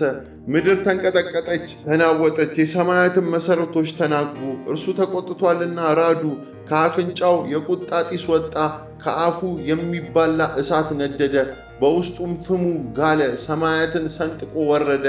ከእግሩም በታች ጥቅጥቅ ያለ ደመና ነበር። በኪሩቤል ላይ ተቀምጦ በረረ፣ በነፋስም ክንፍ መጠቀ። በጨለማው በዙሪያው እንዲከበው ጥቅጥቅ ያለው የሰማይ ዝናም ደመና እንዲሰውረው አደረገ። በእርሱ ፊት ካለው ብርሃን የመብረቅ ብልጭታ ወጣ። እግዚአብሔር ከሰማያት አንጎዳጎደ፣ የልዑል ድምፅ አስተጋባ። ፍላጻውን ሰዶ ጠላቶቹን በተናቸው፣ መብረቆቹንም ልኮ አወካቸው። ከእግዚአብሔር ተግሣጽ ከአፍንጫው ከሚወጣው እስትንፋስ ቁጣ የተነሳ የባህር ሸለቆች ታዩ፣ የምድር መሠረቶችም ተገለጡ። ከላይ እጁን ዘርግቶ ያዘኝ፣ ከጥልቅ ውኆች ውስጥ አወጣኝ። ከብርቱ ጠላቶቼ ከማልቋቋማቸውም ባለጋሮቼ ታደገኝ። በመከራዬ ቀን መጡብኝ፣ እግዚአብሔር ግን ደገፈኝ። ሰፊ ወደ ሆነው ስፍራ ወጣኝ፣ በእኔ ደስ ስለተሰኘም አዳነኝ። እግዚአብሔር እንደ ጽድቄ መለሰልኝ፣ እንደ እጄ ንጹሕነት ብድራትን ከፈለኝ። የእግዚአብሔር መንገድ ጠብቅ ያለውና ከአምላኬም ዘወር ብዬ ክፉ ነገር አላደረጉም። ሕግ ሁሉ በፊቴ ነው፣ ከሥርዓቱም ዘወር አላሉሁም። በፊቱ ያለ ነውር ነበሩ፣ ራሴንም ከኃጢአት ጠብቅ ያለው። እግዚአብሔር እንደ ጽድቄ በፊቱም እንዳለኝ ንጽሕና ብድራትን ከፈለኝ። ለታማኝ ሰው አንተም ታማኝ መሆንህን፣ ለቅን ሰው አንተም ቅን መሆንህን ታሳያለህ። ለንጹሕ ሰው አንተም ንጹሕ መሆንህንና ለጠማማ ሰው ግን አንተም ጠማማ መሆንህን ታሳያለህ። አንተ የተጠቃውን ሕዝብ ታድናለህ፣ ዓይንህ ግን ያዋረዳቸው ዘንድ ትዕቢተኞችን ይመለከታል። እግዚአብሔር ሆይ አንተ መብራቴ ነህ፣ እግዚአብሔርም ጨለማዬን ያበራል። በአንተ እርዳታ በጠላት ሰራዊት ላይ ወደፊት ገፍቼ እሄዳለሁ። በአምላኬም ኃይል ቅጥሩን እዘላለሁ። የአምላክ መንገድ ፍጹም ነው፣ የእግዚአብሔርም ቃል የነጠረ ነው። ለሚታመኑበት ሁሉ ጋሻ ነው። ከእግዚአብሔር በቀር አምላክ ማን አለና? ከአምላካችንስ በቀር አለት ማን ነው? ኃይልን የሚያስታጥቀኝ መንገዴንም የሚያቀና እርሱ አምላኬ ነው። እግሮቼን እንደ ብሆር እግር ያበረታል፣ በከፍታዎች ላይ አጽንቶ ያቆመኛል። እጆቼን ለጦርነት ያሰለጥናል፣ ክንዶቼን የናስ ቀስት ይገትራል። የማዳን ጋሻ ሰጥተኸኛል፣ ድጋፍ ታላቅ አድርጎኛል። እርምጃዬ አሰፋ፣ እግሮቼም አልተሰነካከሉም። ጠላቶቼን አሳደዱ፣ አጠፋቸው፣ እስኪደመሰሱም ድረስ ወደ ኋላ አልተመለሱ። ፈጽሜ ያጠፋቸው፣ ተመልሰውም መቆም አልቻሉ። ከእግሬም ስር ወድቀዋል። ለጦርነት ኃይልን አስታጠቀኸኝ፣ ተቃዋሚዎቼንም ከእግሬ ስር አንበረከካቸው። ጠላቶቼ ፊታቸውን አዙረው እንዲሸሹ አደረግሃቸው፣ ባላንጣዎቼንም ደመሰሳቸው። ለእርዳታ ጮው፣ ያዳናቸውም ግን አልነበረም። ወደ እግዚአብሔር ጮው፣ እርሱ ግን አልመለሰላቸውም። በምድር ላይ እንዳለ ትቢያ አድቅቄ ፈጨኋቸው፣ በመንገድም ላይ እንዳለ ጭቃ ወቀጥኋቸው፣ ረገጥኋቸው። በሕዝቤ ከተቃጣብኝ አደጋ አዳንኸኝ፣ የመንግሥታትም ራስ አደረገኝ። የማላውቀው ሕዝብ ተገዛልኝ፣ ባዕዳን ሊለማመጡኝ መጡ። እንደ ሰሙኝም ወዲያውኑ ይታዘዙኛል። ባዕዳን ፈሩ፣ ከምሽጋቸውም እየተንቀጠቀጡ ወጡ። እግዚአብሔር ሕያው ነው፣ ዓለቴ የተባረከ ነው። የድነቴ ዓለት አምላኬ ከፍ ከፍ ይበል። የሚበቀልልኝ አምላክ መንግሥታትንም ከስሬ የሚያስገዛልኝ እርሱ ነው። እርሱ ከጠላቶቼ እጅ ነፃ ያውጣኛል። አንተ ከጠላቶቼ በላይ ከፍ ከፍ አደረግኸኝ፣ ከጨካኝ ሰዎች እጅ ታደገኸኝ። ስለዚህ እግዚአብሔር ሆይ በመንግሥታት መካከል አመሰግንሃለሁ፣ ለስምህም ምስጋና አዘምራለሁ። ለንጉሡ ታላቅ ድል ይሰጠዋል፣ ለቀባው ለዳዊትና ለዘሩ ለዘላለም የማይለወጥ ፍቅሩን ያሳየዋል።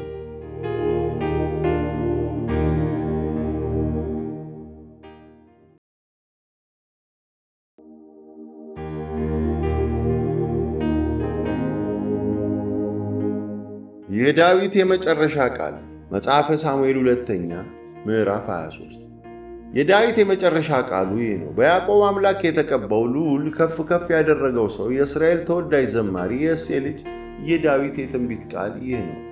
የእግዚአብሔር መንፈስ በእኔ ተናገረ፣ ቃሉ በአንደበቴ ላይ ነበር። የእስራኤል አምላክ ተናገረ፣ የእስራኤልም ማለት እንዲህ አለኝ፣ ሰዎችን በጽድቅ የሚገዛ በፈሪሃ እግዚአብሔር የሚያስተዳድር እርሱ ደመና በሌለበት በማለዳ ፀሐይ በምትወጣበት ጊዜ እንዳለው ብርሃን ነው። በምድር ላይ ሳርን እንደሚያበቅለው ከዝናብም በኋላ እንዳለው የብርሃን ጸዳል ነው። የእኔስ ቤት በእግዚአብሔር ዘንድ ትክክል አይደለምን?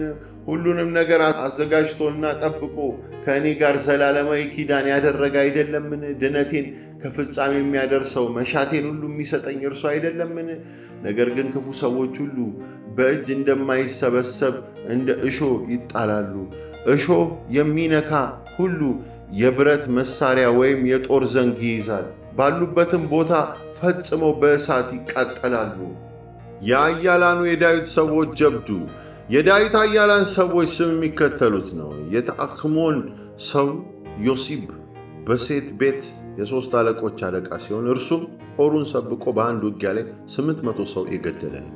ከእርሱ ቀጥሎ የአዋዊው የዱዲ ልጅ ኤልኤዘር ነበር። እርሱም ለጦርነት አንድ ላይ ተሰብስበው የነበሩትን ፍልስጤማውያንን በተገዳደሩ ጊዜ ከዳዊት ጋር ከነበሩት ከሦስቱ ኃያላን ሰዎች አንዱ ነበር። ከዚያም የእስራኤል ሰዎች ሸሹ። እርሱ ግን የቆመበትን ስፍራ አልለቀቀም። እጁ እስኪዝልና ከሰይፉ ጋር እስኪጣበቅ ድረስ ፍልስጤማውያንን ወጋ። በዚያች ዕለት እግዚአብሔር ታላቅ ድልን ሰጠ።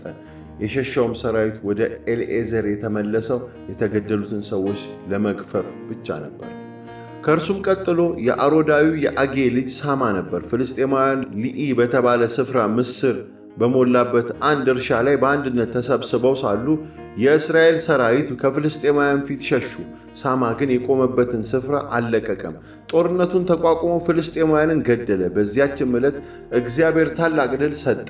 በመከር ወራት የፍልስጤም ሰራዊት በራፋይም ሸለቆ ሰፍሮ ሳለ ከ30ዎቹ አለቆች ሦስቱ ዳዊት ወዳለበት ወደ አዶላም ዋሻ መጡ። በዚያ ጊዜ ዳዊት በምሽግ ውስጥ ነበር። የፍልስጤማውያን ሰራዊት በቤተልሔም ነበር። ዳዊትም በናፍቆት በቤተልሔም በር አጠገብ ካለችው ጉድጓድ ውሃ ማን ባመጣልኝ አለ።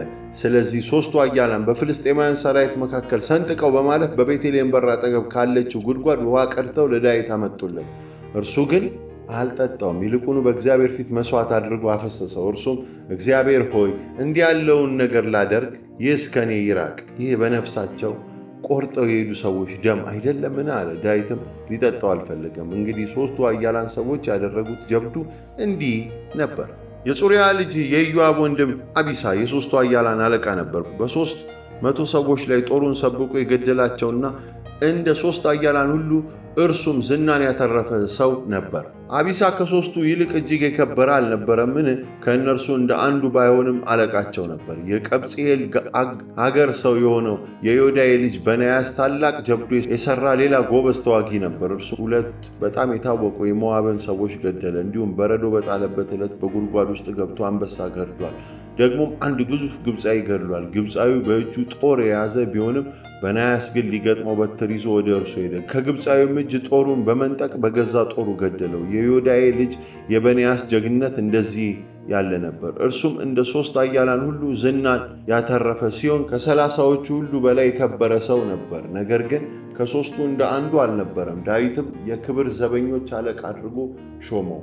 ከ30ዎቹ መካከል የሚከተሉት ይገኙባቸዋል። የኢዮአብ ወንድም አሳኤል፣ የቤተልሔሙ ሰው የዱዲ ልጅ ኤልያናን፣ አሮዳዊው ሳማ፣ አሮዳዊው ኤሌክ፣ ፈሊጣዊው ሴሌስ፣ የቲቋዊው የኢስካ ልጅ ኤራስ፣ አናቶታዊው አቢኤዘር፣ ኩሳታዊው ምቡናይ፣ አዋዊው ጸልሞን፣ ነጦፋዊው ማህረይ፣ የነጦፋዊው የበአን ልጅ ኤሌብ፣ ከብንያም ወገን የጊባ ሰው የሆነው የሪብያ ልጅ ኢታይ፣ ኤራቶናዊው በናያስ፣ የጋዝ ሸለቆ ሰው ኤዳይ፣ አረባዊው አቢአልቦን፣ በርኡማዊው አዝሞት፣ ሻአልቦናዊው ኤሊእብ፣ የአሳን ልጆች ዮናታን የተባለው የአሮዳዊው የሳማ ልጅ፣ የአሮዳዊው የሻራር ልጅ አኢአም፣ የማዕካታዊው የአሳባይ ልጅ ኤልፋላት፣ የጊሉናዊው የአኪጦፌል ልጅ ኤሊአም፣ ቀርሜሎሳዊ አጽሮ፣ አርባዊው ፈአራይ፣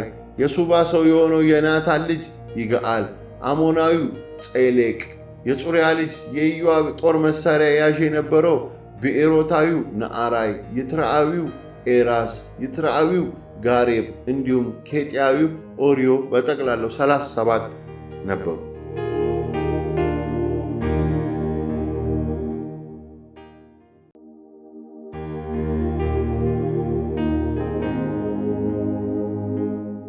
ዳዊት ተዋጊዎቹን ቆጠረ።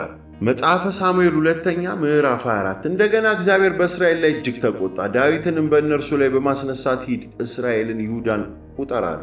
ስለዚህም ንጉሡ ኢዮአብንና አብረውት ያሉትን የጦር አዛዦች ከዳን እስከ ቤርሳቤ ወዳሉት የእስራኤል ነገዶች ሁሉ ሄዱ። ብዛታቸው ምን ያህል እንደሆነ ለማወቅ እንድንችል ተዋጊዎቹን መዝግቡ አላቸው። ኢዮአብ ግን ንጉሡ አምላክህ እግዚአብሔር ሰራዊቱን 100 እጥፍ ያድርገው፣ የጌታዬ የንጉሥ ዓይን ይህን ለማየት ይብቃ። ንጉሡ ጌታዬ ግን ይህን ለማድረግ የፈለገው ለምንድን ነው ሲል መለሰለት። ሆኖም የንጉሡ ቃል ኢዮአብንና የሰራዊቱን አዛዦች ስላሸነፋቸው የእስራኤል ሰራዊት ለመመስገብ ከፊቱ ወጥተው ሄዱ። ዮርዳኖስን ከተሻገሩ በኋላ በሸለቆ ውስጥ ካለችው ከተማ በስተደቡብ በምትገኘው በአሮዔር አጠገብ ሰፈሩ። ከዚያም በጋድ በኩል አድርገው ወደ ኢያዜር ሄዱ። እንዲሁም ወደ ገላድ፣ ወደ ተባሶን አዳሳይ፣ ቀጥሎም ወደ ዳኒአን፣ ከዚያም ዞረው ወደ ሲዶና ሄዱ። ደግሞ ወደ ጤሮስ ምሽግ፣ ወደ ኢዊያውያንና ወደ ከነዓናውያን ከተሞች፣ በመጨረሻም በይሁዳ ደቡብ ወዳለች ወደ ቤርሳቤ ሄዱ። ምድሪቱን ሁሉ ዞረው ከ9 ወር ከ20 ቀን በኋላ ወደ ኢየሩሳሌም ተመለሱ። ኢዮአብም የተዋጊዎቹን ጠቅላላ ቁጥር ለንጉሡ አሳወቀ። በእስራኤል 800,000 በይሁዳ 500,000 ሰይፍ መምዘዝ የሚችሉ ብቃት ያላቸው ሰዎች ተገኙ። ዳዊት ተዋጊዎቹን ከቆጠረ በኋላ ሕሊናው ስለወቀሰው ባደረጉት ነገር ታላቅ ኃጢአት ሰርቻለሁ። አሁንም እግዚአብሔር ሆይ የአገልጋይን በደል እንድታርቅ እለምናለሁ፣ የፈጸሙትን ታላቅ የስንፍና ሥራ ነውና አለ። በማግስቱ ጠዋት ዳዊት ከመነሳቱ በፊት የእግዚአብሔር ቃል የዳዊት ባለ ራእይ ወደ ሆነው ወደ ነቢዩ ወደ ጋድ መጣ።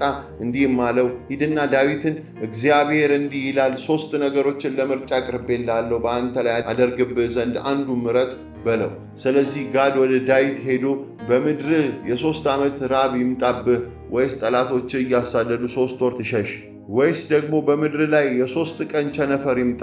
እንግዲህ አሁን ለላከኝ ምን መልስ እንደምሰጥ አስበህበት ወስን አለው። ዳዊትም ጋድን እጅግ ተጨንቄያለሁ፣ ምሕረቱ ታላቅ ስለሆነ በእግዚአብሔር እጅ እንውደቅ፣ በሰው እጅ ግን አልውደቅ አለው። ስለዚህ እግዚአብሔር ከዚያች ዕለት ጠዋት አንስቶ እስከተወሰነው ቀን ድረስ በእስራኤል ላይ ቸነፈር ላከ። በዚህም ከዳን እስከ ቤርሳቤ ድረስ 70,000 ሰው አለቀ። የእግዚአብሔር መልአክ ኢየሩሳሌምን ለማጥፋት እጁን በዘረጋ ጊዜ የደረሰው ጉዳት እግዚአብሔርን ስላሳዘነው ሕዝቡን የሚቀስፈውን መልአክ በቃ እጅን መልስ አለው። በዚያን ጊዜ የእግዚአብሔር መልአክ በኢያቡሳዊው በኦርን አውድማ አጠገብ ቆሞ ነበር። ዳዊት ሕዝቡን የሚቀስፈውን መልአክ ባየ ጊዜ እግዚአብሔርን እነሆ ኃጢአት የሠራሁት የተሳሳትሁት እኔ ነኝ፣ እነዚህ ግን በጎች ናቸው፣ ምን አጠፉ? እጅ በእኔና በአባቴ ቤት ላይ ትሁን አለ። ዳዊት መሠዊያ ሠራ። በዚያን ቀን ጋድ ወደ ዳዊት ዘንድ ሄዶ ውጣና በኢያቡሳዊው በኦርና አውድማ ላይ ለእግዚአብሔር መሠዊያ ሥራ አለው። ስለዚህ ዳዊት እግዚአብሔር በጋድ በኩል ባዘዘው መሠረት ወጣ። ኦርናም ቁልቁል ሲመለከት ንጉሡና ሰዎች ወደ እርሱ ሲመጡ አየ። ከዚያም ወጥቶ ወደ መሬት ለጥ ብሎ ለንጉሡ እጅ ነሣ። ኦርንም ንጉሥ ጌታዬ፣ ወደ አገልጋይ የመጣው ለምንድን ነው አለ። ዳዊትም መልሶ መቅሰፍቱ ከሕዝቡ እንዲከለከል ለእግዚአብሔር መሠዊያን እንድንሠራ አውድማህን ልገዛ ነው አለው። ኦርናም ዳዊትን እንዲህ አለ፣ ንጉሥ ጌታዬ ደስ ያለውን ወስዶ መሥዋዕቴን ያቅርብ። ለሚቃጠል መሥዋዕት በሬዎች አሉ፣ ለሚነደውም እንጨት የመውቂያው ዕቃና የበሬ ቀንበር አለ። ንጉሥ ሆይ ይህን ሁሉ ኦርና ለንጉሥ ይስጠው፣ እንዲሁም ኦርና እግዚአብሔር አምላክ ይቀበልህ አለው። ንጉሡ ግን ኦርናን እንዲህም አይሆንም፣ ዋጋውን ለአንተ መክፈል አለብኝ። ለአምላኬ ለእግዚአብሔር የሚቃጠል መሥዋዕት ያለ ዋጋ አላቀርብም አለው። ስለዚህም ዳዊት አውድማውንና በሬዎቹን በ50 ሰቅል ብር ገዛ። በዚያም ዳዊት ለእግዚአብሔር መሠዊያ ሠራ፣ የሚቃጠል መሥዋዕትና የኅብረት መሥዋዕት አቀረበ። ከዚያም እግዚአብሔር ስለ ምድሪቱ የቀረበውን ጸሎት ሰማ፣ በእስራኤል ላይ የመጣውም ቸነፈር ቆመ።